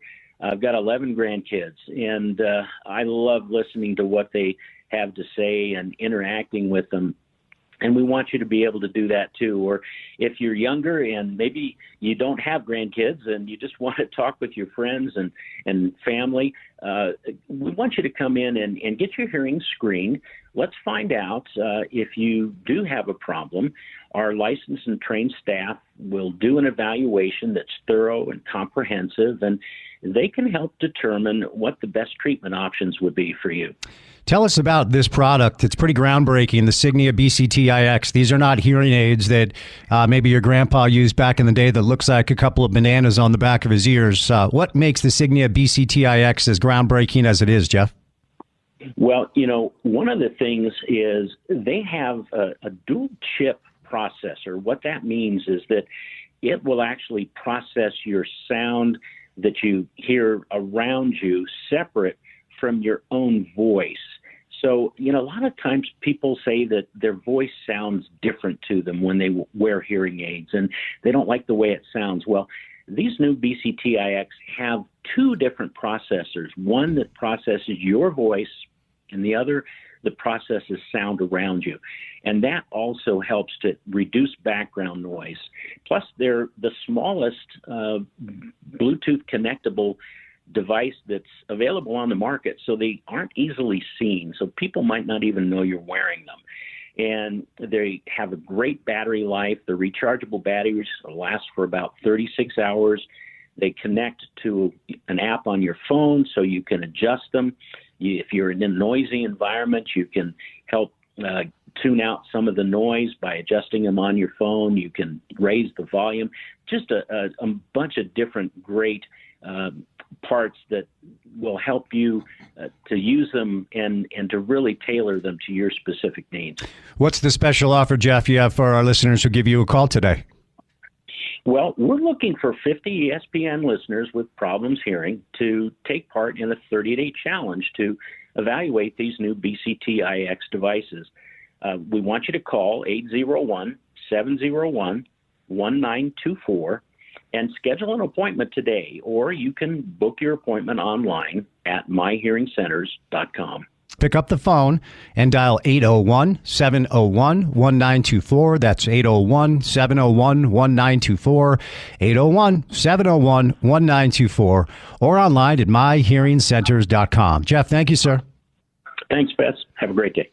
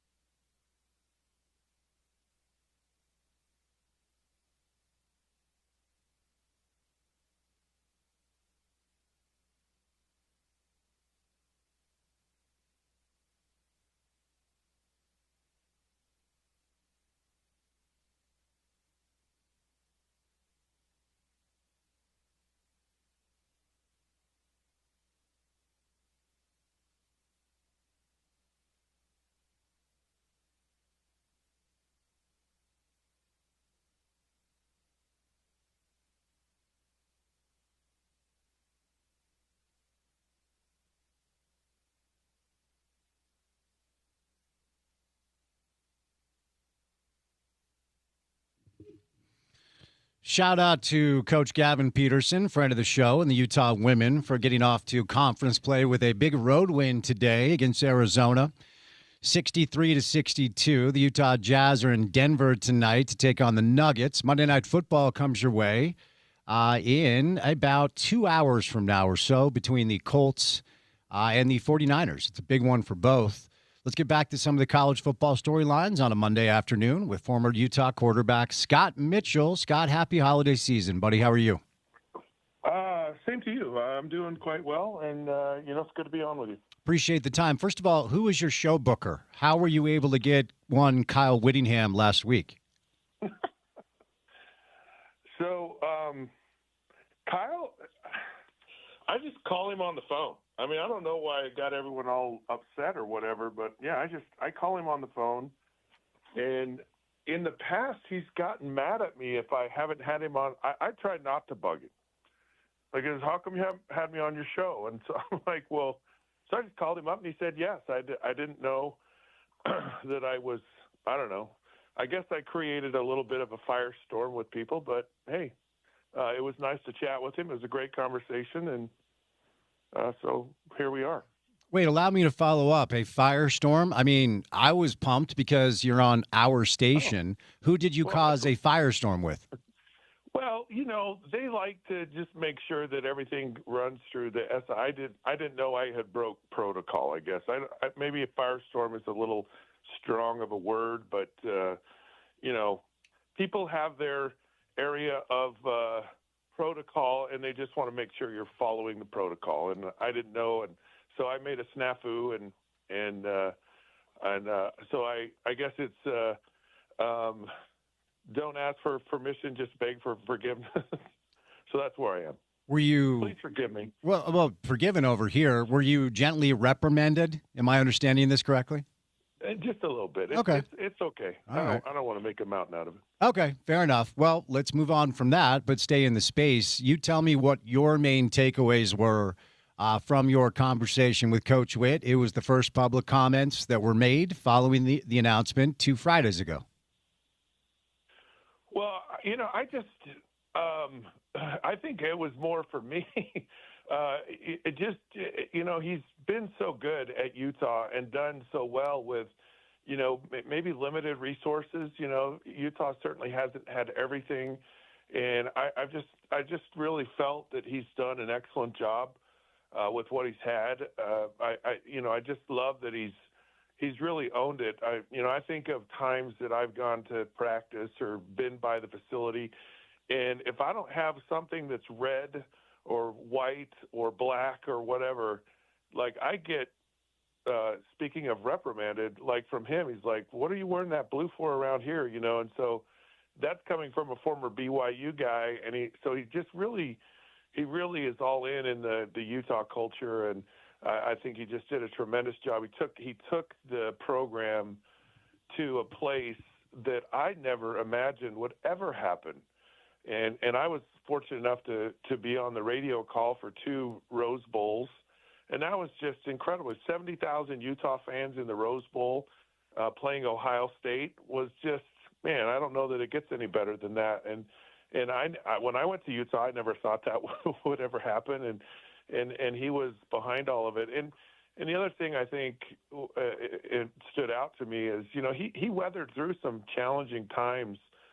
And it easily could have gone a different direction, and he found a way to fight through it. And I think even this last year, with the last 2 years been extremely disappointing with Cam Rising not playing, and I think he just really relished in bouncing back from that, coming really close to being in the conference championship and in the college football playoffs. I think that bugs him. If you wanted my opinion, it's just my opinion. I think it bugs him that he left here not getting to the college football playoffs. I think that was something he really wanted to do, and I don't think, of course he's not going to be able to do it at Utah, but if he could have gotten there, that would have just, for him, I think, said, okay, I've done all I can do here. And I think he was still charged and excited and wanted to accomplish that with the team. I don't think he was done coaching. No, look, the main takeaway I had, as I've discussed last week after you were able to interview Witt, and then Wednesday when he had media availability following practice, is that does not sound like a man who's done coaching to me, Scott. Yeah? No, absolutely. I think he for sure wants to continue. It's just, but, it's got to be the right situation. And I'm not sure what the right situation is, because if he goes into a place now, like I would love for him to go to Michigan. I really would. I mean, it's one of those programs. I mean, when you talk about the Big Ten, one of the two top conferences, the Big Ten, SEC, are kind of college football, and you're talking about one of the two top teams traditionally in the Big Ten, Michigan, and they've had some scandal. They need someone who's squeaky clean. And Kyle Whittingham squeaks as loud as anyone with cleanliness every time he walks. So I think it would be an amazing fit for him. I think it would be an amazing experience. But the challenge is kind of letting go maybe as late as he did. He kind of missed out on maybe some of the ideal situations to go. I don't think laterally he wants to do that. It's like, I fought that fight. But to go at that next level, or maybe he goes and maybe he goes with Andy Reid and does. I don't know. It's got to be the right situation. But boy, I would really be excited for Kyle if he was able to go to a place like Michigan. Let's talk about this Michigan thing for a moment, okay? Because Biff Poggi, who's their interim coach, it was interviewed today. I think it was Adam Rittenberg who has the story for ESPN. And here's what their interim coach, who was trying to get the job, had to say about the state of the program. Quote, "It's been 5 years of a malfunctioning operation. Let's call it what it is. Wow. It's happened every year. The athletic director doesn't want any more of that." Now, the AD himself is under a little bit of heat as well. Ward Manuel, a lot of people actually calling for his job. But look, we've got the Connor Stallions sign-stealing situation. We've got Harbaugh and most of his staff on show cause. And I'm not sure if you saw the news cycle, but Sharon Moore lost that job in rather spectacular fashion. So I bring all this up because, look, I can't speak for Kyle, nor would I ever try to, and I don't know the inner workings of the Michigan Athletic Department. I do know they don't need money with their $20 billion endowment. One of the teams and schools that actually pushed back on the Big Ten's desire to partner with private equity because they don't need it. But do you think Kyle wants this situation? I mean, the portal opens January the 2nd. Bryce Underwood, who was the #1 recruit in the country last year, looks like at this point it's undecided about whether or not he's going to be back. But if he doesn't know who his coach is going to be, I think he would be more inclined to look around, and he certainly would be highly compensated if he wanted to change schools. So I think in my opinion, Michigan should badly want Witt. I just don't know if Witt would want Michigan. Yeah. He's such a creature of habit. He's really liked being here. I think timing is everything, but I also think he's nobody's fool either. And if he can go a place where he can get really good players and really good talent, I think he's got a tremendous confidence in how to build a culture and how to really develop players. I don't think that disappears or goes away. And I always have felt, you get Kyle Whittingham with his way of how he's done so much more with so much less, and you get him more, meaning the players. I think it's lightning in a bottle. But the challenge, to your point, is timing. The Las Vegas Bowl is New Year's Eve. I mean, it could certainly be named very quickly after that. A lot of these schools, if they're smart, they have already targeted kind of the players they're going after. I think there's enough time before the portal actually opens, a couple of days, and him being the coach there. But it is a short window, and that does make you nervous because you go into a very unsettled situation. Guys, unsure of themselves. But here's the thing: you got to remember, this is Michigan. You are always going to start, as they say, on third base. You're always going to attract amazing talent at Michigan. And I don't think it takes too long for Kyle to be able to really, maybe it's not the first year, but maybe it's the second year. I just in general, Spence, I really feel like Kyle still wants to coach, and it's still time to coach. There comes a shelf life where you just, and I think he wants to hang it up at a certain point, but maybe it's not for another 5 years or so, or an experience of kind of turning a program around the corner in Michigan and getting them back to a national championship. And I think if you're a coach and you have any kind of like fire in your belly, that to me sounds like an unbelievable opportunity to go to Michigan and to have that kind of framework support behind you of what Michigan football is. That would be hard to turn down. The other takeaway I had, excuse me, and I have continued to have for quite some time now, and the first time I heard him use the phrase, I don't want to overstay my welcome, or I don't want people to get sick of me, was on my show during BYU Utah week, when really for the first time I felt comfortable enough asking him about his future, because I really haven't leaned into it over the past few years. Of course, we talk about it because everybody's very interested because of what Witt has done for Utah football. But he said it on my show, and then I heard him say it on your show, and then I think he said it 4 or 5 times on Wednesday, which leads me to believe, Scott, somebody up there was sick of him, and somebody up there thought he had overstayed his welcome. I cannot corroborate any of this, nor have I tried to do any investigative journalism. I don't know if the money guys up there were ready for a change. I don't know if the man who runs the athletic department was ready for a change. I don't know if Morgan himself was getting impatient. I have zero idea. I want to be very clear, so I'm not reprimanded like you were. But my gut's telling me we know like 10% of the story. That's my opinion. Sure. Well, and I don't know anything other than kind of what you've just laid out and what I've heard from Kyle myself. And he's never said to me, like, they wanted me out or anything, or people don't like me. But yeah, you could kind of infer from his comments that maybe there are people. Here's the thing that I've learned in my life. I'm not everyone's cup of tea. Kyle Whittingham is not everyone's cup of tea, and he's a very committed person to his process. Like he says, those players come here and they conform to how we do things here. We don't conform to that. And he's very, very consistent about that. I was coached by one of the greats of all time, and Don Shula. And Don Shula wasn't everybody's cup of tea. And I hated Coach Shula a lot of the time. But that's just kind of how it is. I'm not sure. There might be a few people, Lavelle Edwards, maybe everyone loved. I don't think everyone loved Lavelle, by the way.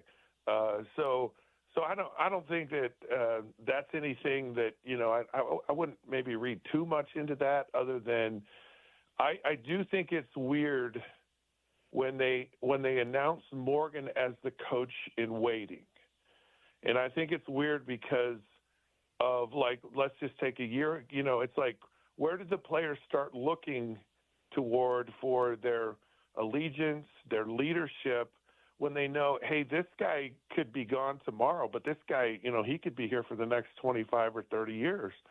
And I think it could get a really awkward situation eventually. And I don't think it was. I think Morgan and Kyle get along very well. But certainly naming a guy as the coach in waiting potentially could create a weird scenario. And I think that's more maybe, and I'm, again, just speculating here, but I think maybe that's more of what it is. And, and I don't know the conversations Kyle has with Mark Harlan, the athletic department, even the people, the boosters and supporters. I don't know if they've come to him and said, well, you need to do this, or we're not happy about this, or this has to improve. I don't know. But I'm sure there are people around who are Utah faithful that aren't fans of Kyle's, and where they live as far as their influence, or who knows. I really don't know, though. If anybody involved in the decision-making process just completely left it up to Whit, if it was entirely his call, what do you think he would say? As far as what? Whether or not he was staying or going. You mean if it was up to Kyle, would he say he would want to stay? Or if it was only his choice. If it was only his choice, you're baiting me, Spence. It's sports talk radio, Scott. We get to misbehave in this space. I think Kyle. I like I said earlier, I really think Kyle at Utah wanted to get to the college football playoffs, and I really think with the expansion of it, with the move to the Big 12, I think he really felt that it was within his grasp, and so I think from that perspective, I think that kind of gnaws at him, and I'm sure this was a decision that wasn't one-sided. Like, I don't think the administration said you're out or you're in. I don't think Kyle said, hey, I'm out. I think it was mutually agreed upon. I think if it was Kyle's choice alone, I think he still would want to stay and see that out. I really do. Yeah, I mean, just trying to connect the dots. Because look, I'm not a conspiracy theorist, but I can tell you between 15 and 20 text messages came spilling in over the past week from like legitimately influential donors and boosters and alums. And, there are a few common threads, but there's a lot of speculation. But it would either have to have been the president of the school, the athletic director, or the last group of people that you cannot lose, certainly in the modern day and age, are the money guys, the people that are writing checks. It has to be something in that ecosystem where, again, if you're going to say over and over and over, overstay my welcome, I don't want people to get sick of me, then it's going to lead people that are curious and certainly in the business of journalism to try to figure out what the real story is. It seems like it has to come within that circle, and I just don't have any frame of reference for what those relationships are like behind the scenes. So I think with making this move towards private equity, making the move towards Morgan Scalley as the coach in waiting, that there was a rebound, winning 10 games, feeling like the program's in a decent place as far as its ability to compete. There's a nucleus of pretty good players that are there, and hopefully being competitive out in the NIL market. And it's almost one of those things where it's kind of the right time. We know it's going to happen sometime in the near future, and I think with all of those things put together, I think maybe and again, I'm just speculating. I do not know anything. No one tells me anything, and quite frankly, I don't really ask. But I really think they know that eventually it was inevitable, and so this seemed like maybe, again, I'm speculating, this is probably the right time for it to happen, because what if next year the team does really well and then Kyle stays a little bit long, or what if next year the season's really bad and then it's just like, hey, look, we've got a good landing, a good ending spot, a good place to kind of go in a very new. It's probably the time we feel we just want to go in a drift direction with everything, and that's my speculation. And I don't think it was this like nefarious or mean spirited, or I just think it was like, this is, we've been planning for this. We know Coach Witt's going to retire at some point, and it just feels like right now should be the right time to do it. All right. Before I set you loose, there are football games that are being played that matter, and the college football playoff round 1 took place over the weekend. And you can say the whole like, hey, James Madison second half. Stop. It was over before you could make a sandwich. And Ole Miss smoked Tulane in the same fashion.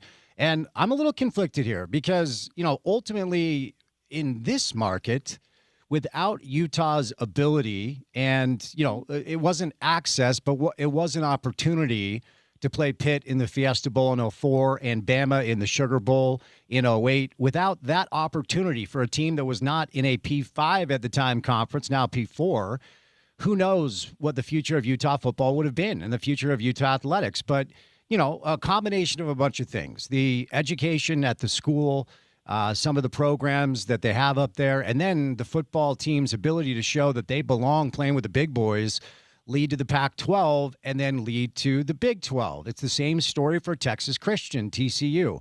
Boise State has never landed in a P4 or P5 conference, but a lot has been made of the inclusion of these P5 teams who clearly did not belong on the same field with their peers over the weekend.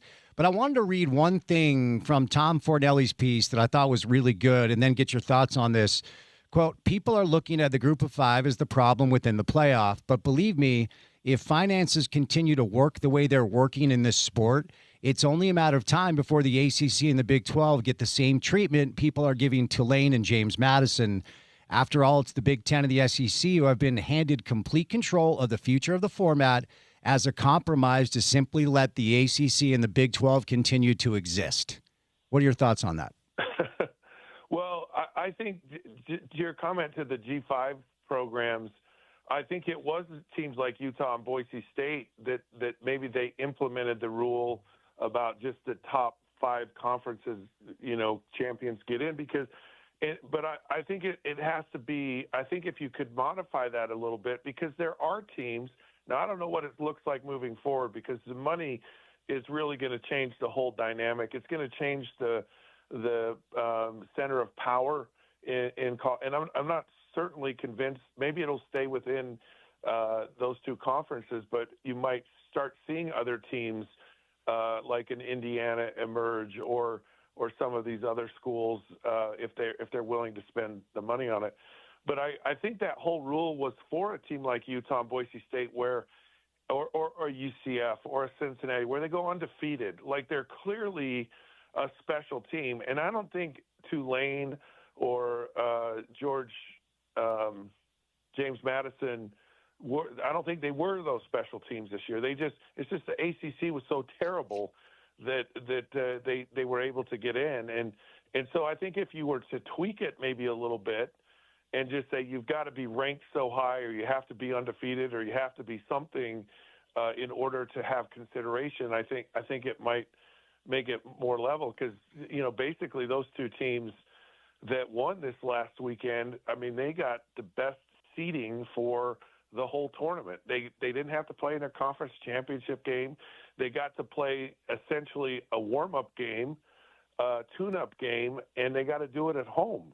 I mean, you're better off being an Oregon or an Ole Miss than you are a team like Alabama or, where you play in your conference championship game, then you got to go play again, and then, it's just a harder road to get there. I really think if they tweaked it to a certain degree, you might feel better about the college football playoffs. I don't really know where anything goes with how the money is just going to change things moving forward.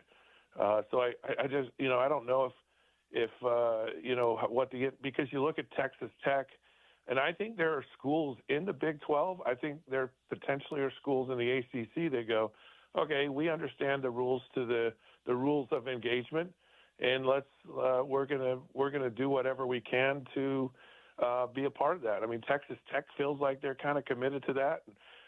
Kansas got a $300 million endowment, so who knows what those, who knows what happens to BYU? Who knows what happens to Utah? Maybe these schools step forward and become a new force and power in college football in the Big 12.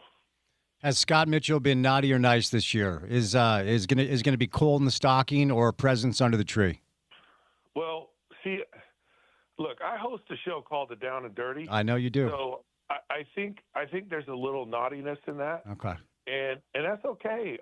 I like that. In fact, I think Santa these days is a little bit edgier. But my naughtiness is always in good spirits. It's not to harm or offend. So I think I'll do well at Christmas this year. I think I'm naughtily nice. How's that? Okay, we'll take it. Love to hear it, Scott. Thanks for the time this week. Happy holidays to you and yours, and be safe, okay? I appreciate it. Thanks. Same to you. Scott Mitchell. You know, the reality is there probably will never be another G5 team like the Utes were, or like Boise was, or this is going to sound cruel, or like TCU was, or even BYU during independence. Like, the teams with the money are stealing the players with the most talent. And Fornelli's point about folks in the Big 12 and the ACC getting chesty with some of this stuff, you got to be careful, all right? Because there is a faction of college football people that believe it is the SEC and the Big 10 and everybody else. And if you can get your funding model in order, like Tech or BYU, and hopefully now Utah with this private equity deal, then you'd be a more attractive candidate to join one of those programs. And believe me, conference loyalty would go out the window in 5 seconds if you get a call from the Big 10 or the SEC. Speaking of money, who likes money? Raise your hand. You're lying if you're not raising your hand. Our friends at America First Credit Union want to help your money do more for you. So the unfortunate truth, if we're honest, is if you're in business with a big national branch or even some of the local banks, you are not in business to do anything other than help them profit. They're profiting off of you. But the credit union model is different. It is not for profit. It was founded and continues to operate as a place where your money can genuinely make you more money over time, because that's the deal. It's a member-owned, not-for-profit financial cooperative company based here in Utah, serving members since 1939. They've got a great new offer this holiday season. So if you're looking for a little extra cash, if you make the switch from your bank to America First Credit Union, they're going to give you $100 if you open a checkings account and a savings account. It's also never too late to teach, or I should say never too early or too late, quite frankly, to teach your children about how money works. And they're offering a deal right now where if you open up an account for your teen at America First Credit Union, $50 on the house, no strings attached. Go to americafirst.com/deals for more information, or stop in one of their over 90 locations around the state of Utah. Good friends at America First Credit Union. We'll catch a break and bring in Steve Tate coming up on the other side of a Monday Drive on ESPN 700.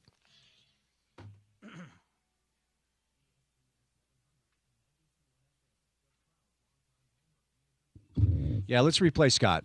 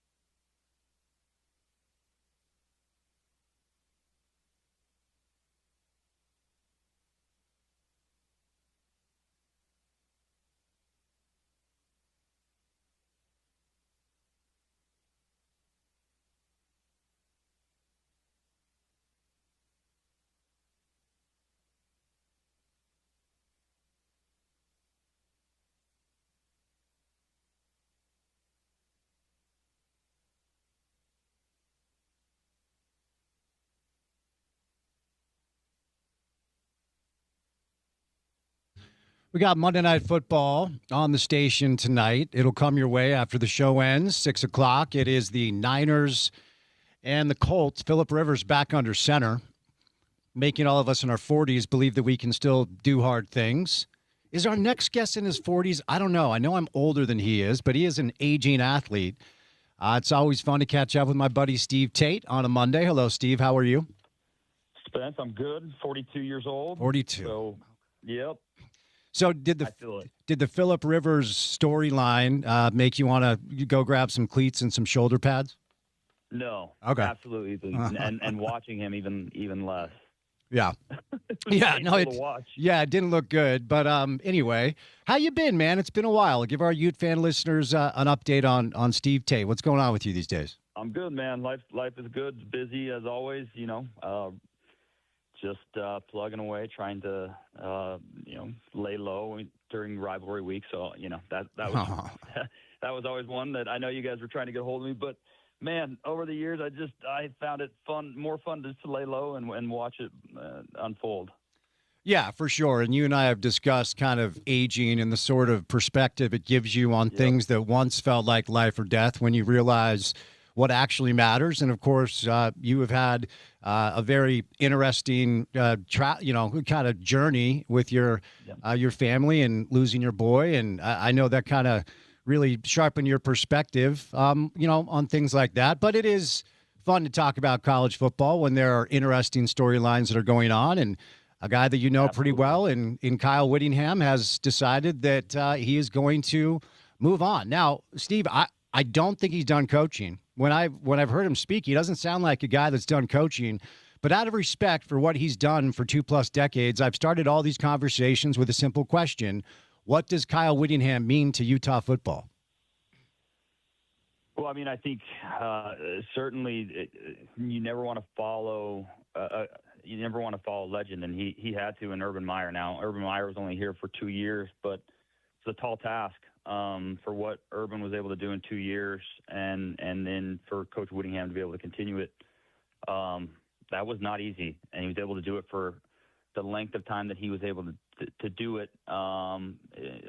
Honestly, it's he created a legacy of his own. So, credit to him and what he was able to do and continue here at the University of Utah. Even prior to that, of course, he was with Ron McBride. So, Coach Whittingham is a guy who will be adored by fans for a very long time. And whatever he ends up doing after this, of course, I think fans will appreciate from afar. It will probably be similar to what fans saw with Karl Malone moving on, and wasn't normal seeing him in the Lakers uniform, but I think people respected that next phase in life. But watching from afar, to be able to mimic what he did at Utah, I'm not sure you can, but that doesn't minimize the coach that he is. Remind me, Steve, did you play for both Urban and Witt? I did. That's right. That's right. Okay, So you're like the perfect guy to talk about this because we're going to get to Morgan, your buddy, your safety pal. We'll get there in a moment. But, when it comes to what Witt just continued with proof of concept under Urban, juxtaposed to what he tried to do that was different, what was that like? How much was just kind of a continuation, and what did Kyle do to make the program his own? I think certainly those. I was with him 3 years after Urban left, and certainly the first two, he was kind of getting into his own a little bit, trying to put his own stamp on it. I think there were similar things that we did, and then there was also kind of his flavor, and he was trying to find that balance. I think it took some time to be okay with running it back the way Urban did things. I think for the first couple years, he wanted to change more than he probably ended up doing in the long run. Because of course, if it's not broke, don't fix it. But I think, it was that there was a couple years there where he was trying to find what worked for him and what was his style versus what was Urban's style. And ultimately, I think he found that, Urban's style was similar to his and not that much different. They of course, totally two different personalities, and I think Coach Witt was trying to figure out that part of it. And trying to be himself and not be Urban, because they're totally two different personalities. One's more introverted and one's extroverted, and so credit to him to be able to do that. But there was I think fans saw that, of course. That first year, I think we went 7-5, and then next year 7-5, and then I think my senior year we were 8-4. But continued to build on that, and fans, of course, stayed patient through that process, and of course, it paid off with entering the Pac-12 and Pac-12 championships, and but yeah, I think for me to experience both, it was a blessing to be able to play for both of them. So before we move over to Morgan, I've also been asking all of the players who have joined the show just kind of perspective on what makes Kyle the man, now the football coach, because look, a lot of his players went on to play pro football and make millions of dollars in that area. But I would imagine Whit would just be as proud to talk about all of the young men that he kind of helped grow into husbands and fathers and productive members of society and communities. So outside of just the coach, what did you learn from Kyle the man?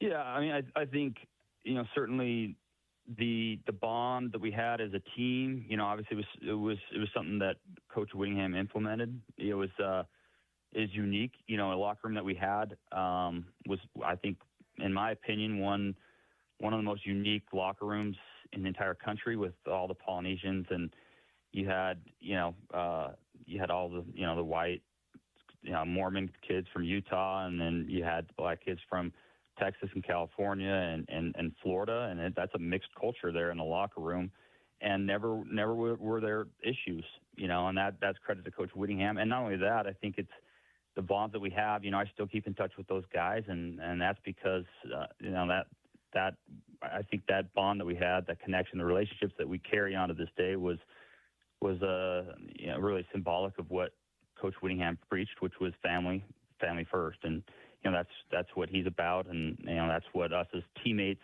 that's what I take most, I think, from my time with him. Of course, as you mentioned, on the field speaks for itself, but off the field, those connections, and ultimately that's what matters most, and I cherish those.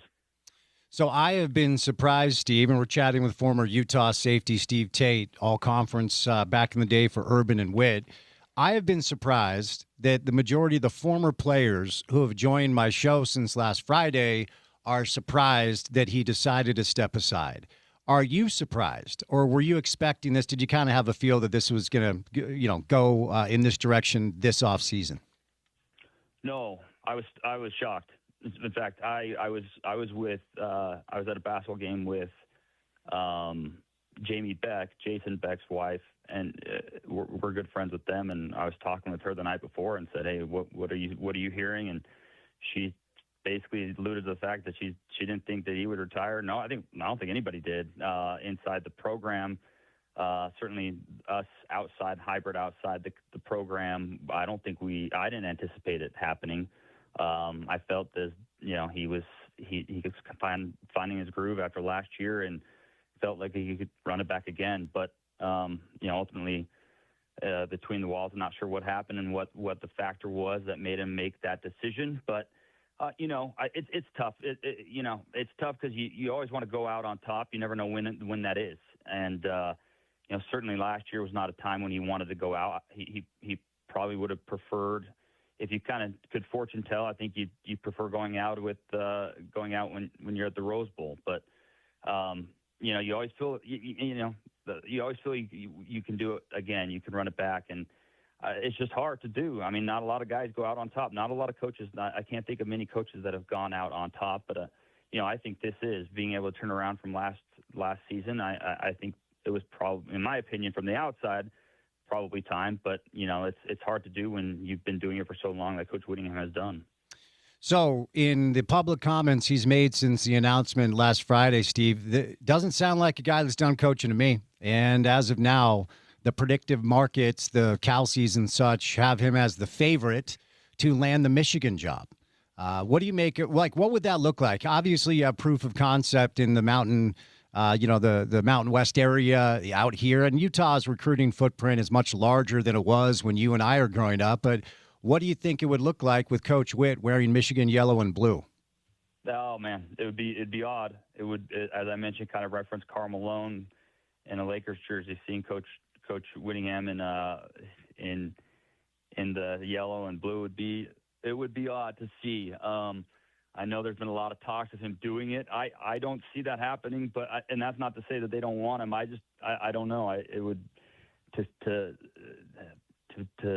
move across and try to do that all over again with Michigan, and I think that's a little bit of a rebuilding job right now, and the atmosphere that college football's in, particularly trying to go against Ohio State, who's clicking on all cylinders. That's tough. I wouldn't envy that, but if that's what he desires to do, I wish him well. But that's the day and age, man. I don't know. I would not want to be a part of this world that college football has turned into. But maybe he still has that itch.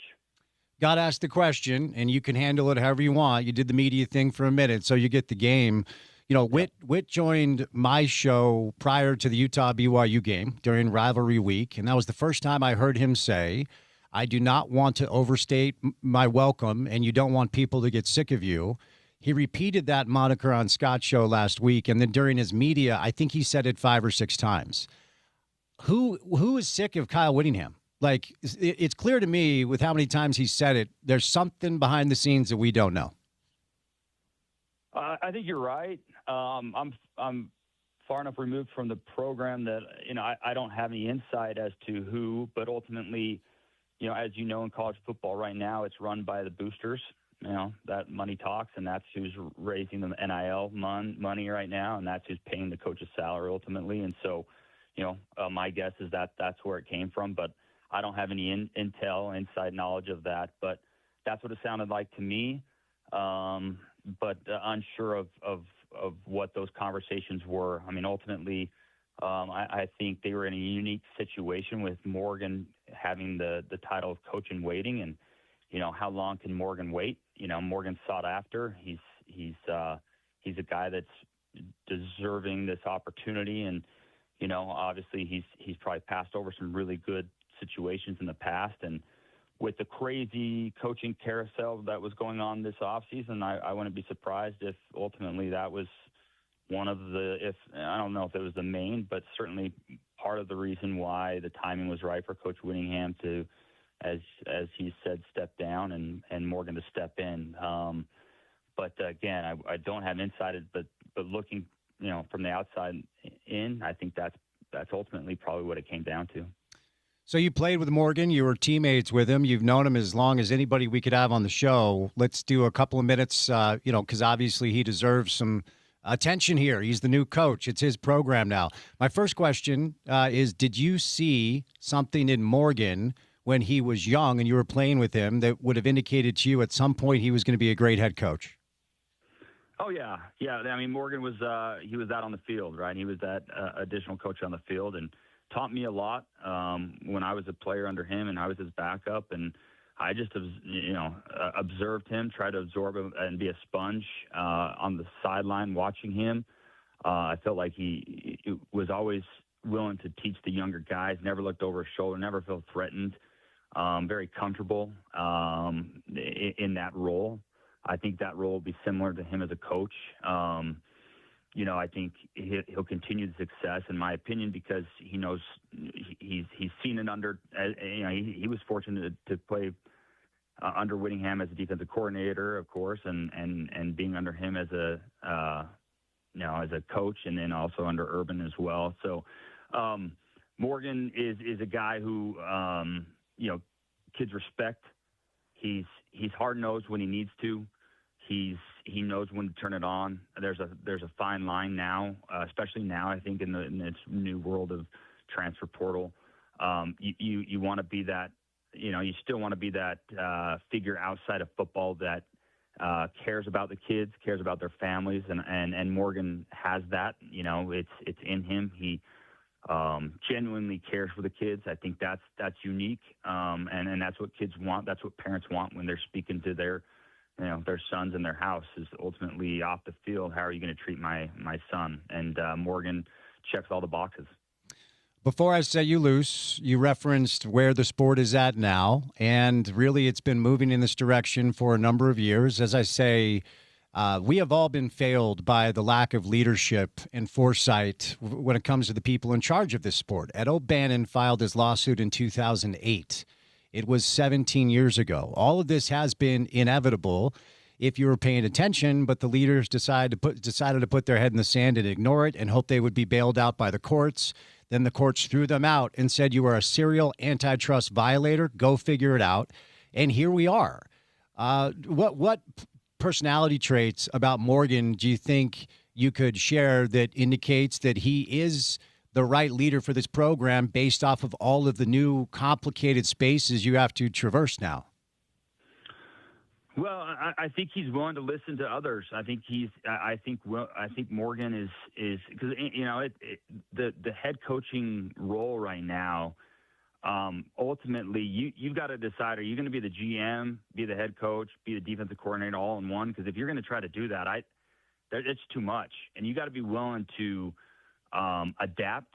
You got to be willing to listen to others. You got to be willing to delegate. I think Morgan will do that. I don't think he's too prideful to do that. I think he's willing to, allow a GM to take that role to negotiate contracts, to value each player's worth on the roster. And then Morgan, I think what he does best is, he has a great personality as well. So he, as I mentioned that already, but he's got a great football IQ, and I think he wants to coach and leave that other aspect of what this game has turned into to others. I think that's a very important role for Utah moving forward, is really kind of adopting this new world that is college football. And you've got to have a GM. You've got to be able to manage your roster efficiently. And I think Morgan has shown, at least from my perspective, that he's willing to do that. How's my guy Bo? Give me an update. How we doing? Good. Okay. Yeah, he's good. He's home for the holidays, which is great to have him home. He's experiencing this as I am as a father. Imagine it from a father standpoint. It's pretty crazy, college football and what it's turned into. Fortunately, I've been in his shoes, and I see his life 10 years from now, and so I won't allow him to make a stupid decision that will impact what lies ahead 10 years from now, because it's much more than football. Thus the reason he chose Stanford, get that degree, but play the long game. This day and age, kids get impatient. It's crazy what kids will do. Kids will, they'll hit the portal and for $30,000 more. It's like, but for them, $30,000 is a lot of money. And you sit back and hopefully you have a parent in your ear saying, now, really, is that going to be worth it in the long run? But, it's turned into that game now. It has. And unfortunately, if you don't have a solid base behind you, kids make irrational decisions. What is it? 65% of the kids right now that enter the transfer portal will end up at a destination and not even have a scholarship. So it's not as pretty as it's painted out to be. But then again, to their standpoint, they can get cut at any time. So a lot of these kids that are entering the portal are being cut. They're being cut from their roster. And so it is a dog-eat-dog world out there. I don't envy those student athletes right now. I don't envy the parents. I am one of them. But it's trying to enjoy it while navigating the chaos that it has become. But again, perspective is everything, and definitely blessed as one who has a son out there getting his education paid for, and that's really ultimately it, right? For sure. Steve, thanks, man. I always appreciate it when we can catch up. Glad things are good with you. Happy holidays to you and yours, and be safe, okay? All right, Spence, always fun. I appreciate you. All right, Steve Tate, all-conference safety for the Utes back in 2006, played for both Urban and Witt, so some interesting perspective there. I always appreciate Steve's time. All right, before we catch a break, I want to tell you about my friends at Game Day Men's Health. So we're inching closer and closer to the new year, and oftentimes resolutions, or what are we supposed to call it now with the younger generation? It's not resolutions. Is it manifestations? I think you're manifesting a reality instead of setting resolutions. Is that what the kids say? I still call them resolutions. Okay, fair enough. You do you. Fair enough. Yeah, whatever you decide to do as you approach the new year, chances are you might have the goal of getting back in shape. And certainly as you age, it's more challenging than it was once upon a time. Intentions. It's New Year's intentions. That's what it is. That's the new in vogue thing for the kids. So I'll just tell you real quick my experience with Game Day Men's Health. Encourage you to give it a try if you're interested in getting back into shape or getting in better shape or improving your libido. A couple of years ago, I decided, made a goal. I'm doing it. I'm doing the thing. I'm going to get in the best shape I've ever been in as a grown-up, as an adult, because it is harder as you're in your 30s, 40s, 50s, 60s than it was when you were a teenager in your 20s. So cleaned up some habits, started eating really clean, and really put together a pretty aggressive exercise plan. And within 3 months of doing this, I was just frustrated that it wasn't working better. And it wasn't working quicker like it did when I was younger. And then I had a friend, I was talking to my buddy about this. He said, have you ever tried to supplement testosterone? And I said, no, I've heard of it, but I've never tried it. He said, well, go to Game Day Men's Health. They can help you out. Okay, so here's the process. It's exactly what I did, and they're giving you the same deal they give me, which makes it a lot more affordable. Step one is you go in for a free consultation. What does that look like? Well, it's a little bit of blood work, and then they sit with you and go over your levels and talk about where you're good, where you're healthy, and talk about maybe some areas where you're a little bit low and how they can help you kind of improve those areas that will give you more energy. It will allow you to build muscle and burn fat, and it will up your libido. I can promise you that. Okay, so for me, it's been testosterone therapy and then their peptides. Those are the two products I use. They also have semaglutide, tirzepatide, all the weight loss stuff. If you're in a spot where you need to lose a lot of weight, they can do that too. But here's the kicker. After the free consultation, if you tell them that you heard me talking about it on this show, they're giving you 50% off of your first year of membership, which makes this thing incredibly affordable. These are products that once upon a time were reserved for rich people, celebrities, athletes. Not how it is anymore. So go to GameDayMen'sHealth.com.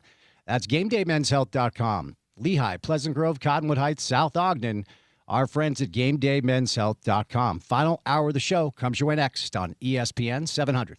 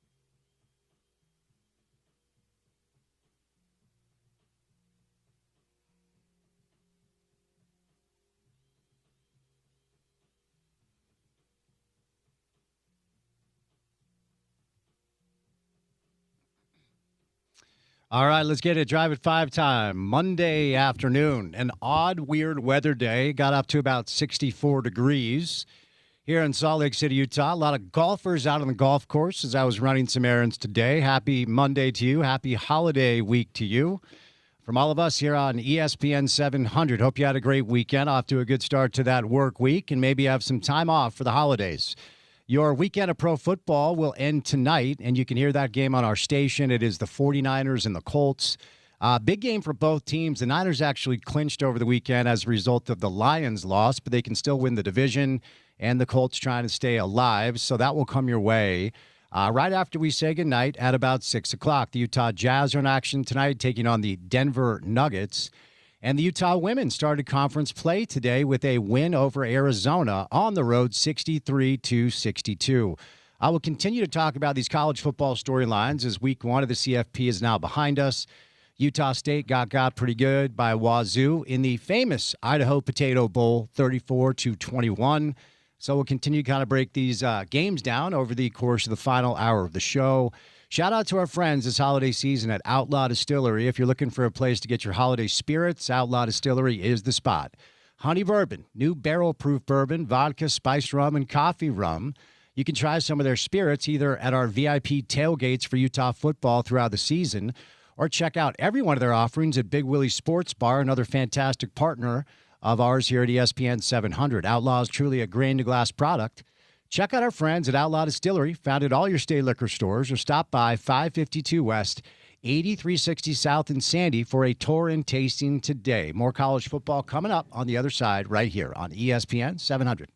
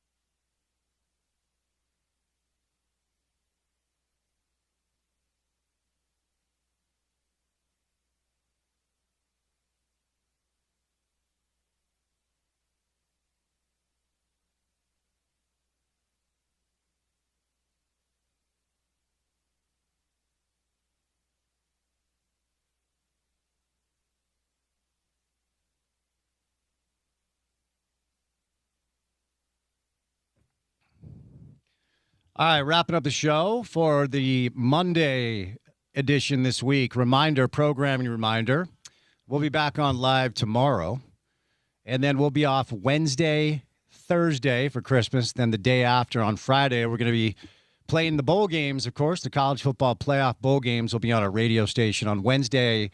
We're going to play some classic Kyle Whittingham games. Sugar Bowl 2008, Pac-12 championships and such. So stay tuned for that. And we will be back on air tomorrow and then back on Monday because we're going to take the rest of the week off. All right, holiday question for you. Okay. How are you at wrapping presents? Not great. I usually just go with a bag. I am potentially as bad as anybody out there, and it shouldn't be that hard. No, but don't overthink it either. I wrapped all my presents yesterday. A, it took way too long, and B, the finished product, I'm like embarrassed to hand these out. It's not a great look. Don't worry about it. Don't overthink it. You're a sports guy. They're not expecting your wrapping paper to look all pristine and good. This is not a big deal. Go buy a bag if you're too embarrassed. Maybe it's just one of those things like I feel dumb because I'm not good at it. Like I feel like I really should be able to do it. It kind of bums me out. Practice makes perfect. Could watch like a YouTube tutorial and such. BYU home and home with Notre Dame announced today. Notre Dame USC going away. Urban Meyer, he does a podcast, Triple Option, and obviously coached at Notre Dame. He had some interesting things to say about this. I think you're a fan of rivalries, right? When stuff like this goes away, I think it's a really cool thing for BYU to get Notre Dame here and then go to South Bend. But when stuff like this goes away, I actually am bummed a little bit. I'm not going to lie. Yeah, no, I mean, it won't surprise anyone to know based on listening to the show. I'm a little bit of a traditionalist in college football. So, yeah, I don't like to see these rivalries go away. I think we should be, and I think we will end up in some form, in some regional conference type of situation. We'll see if that does happen. But, I don't like to see them go away. That being said, I don't think you have to play every rivalry every year to have some sort of oomph, especially when you're Notre Dame and you're refusing to play in a conference and you're kind of acting like you are bigger than the sport. Kind of how I see Notre Dame right now. And, so at that level, I'd rather see the regional long-time conference rivalry stay rather than the one that's only really a rivalry because USC and Notre Dame are the biggest brands in college football. Yeah, fair enough. So a cool thing for BYU to announce today, of course, BYU in the Pop-Tarts Bowl coming up on Saturday. That game is officially sold out, so BYU fans going to show up like they usually do. Utah, Nebraska, New Year's Eve for the Vegas Bowl. I would imagine plenty of Ute fans in the market will be making the trek to Vegas to say goodbye and thank you to Coach Witt. Speaking of Coach Witt, he is the favorite to land the Michigan job, according to all the predictive markets that are out there, Kalshi and Robinhood and such. No official news. I would imagine if you're Michigan, you'd like to get this done, so your quarterback, Bryce Underwood, would stick around. So we'll continue to cover this throughout the course of, tomorrow when we're on live. All right, Monday Night Football coming up on the other side, Porter. What will our final live show of the week look like tomorrow? Tomorrow, we got Amy Donaldson and Chris Camerani in studio. That'll be the bulk of the program and two good voices to send us into the holidays. We'll get probably an NBA guest, maybe a Utes guest on the line as well. But, looking forward to having those two. There you go. So we will say goodnight to make way for Monday Night Football between the Niners and the Colts. San Fran is a 4.5-point favorite. Special thank you today to Kenneth Scott, Richard Smith, Scott Mitchell, and Steve Tate. If you miss any of the sound from the show, the website is ESPN700sports.com. Download our mobile app and take us on the go. ESPN 700 app is available in the App Store and the Google Play Store. Then finally, for what we do in our space. If you've heard me say this and you haven't done it, please take some time this holiday season, if you're just chilling out at home, to find our podcast wherever you get your shows, Spotify, Apple, iTunes, whatever it is. Give us a rating and a review. If you like what we do, it actually does help us out if you say nice things in the comments and give us all the stars you can. For Porter, I'm Spence saying goodnight. Monday Night Football coming up on the other side of a quick break right here on your home of the Utes, ESPN 700.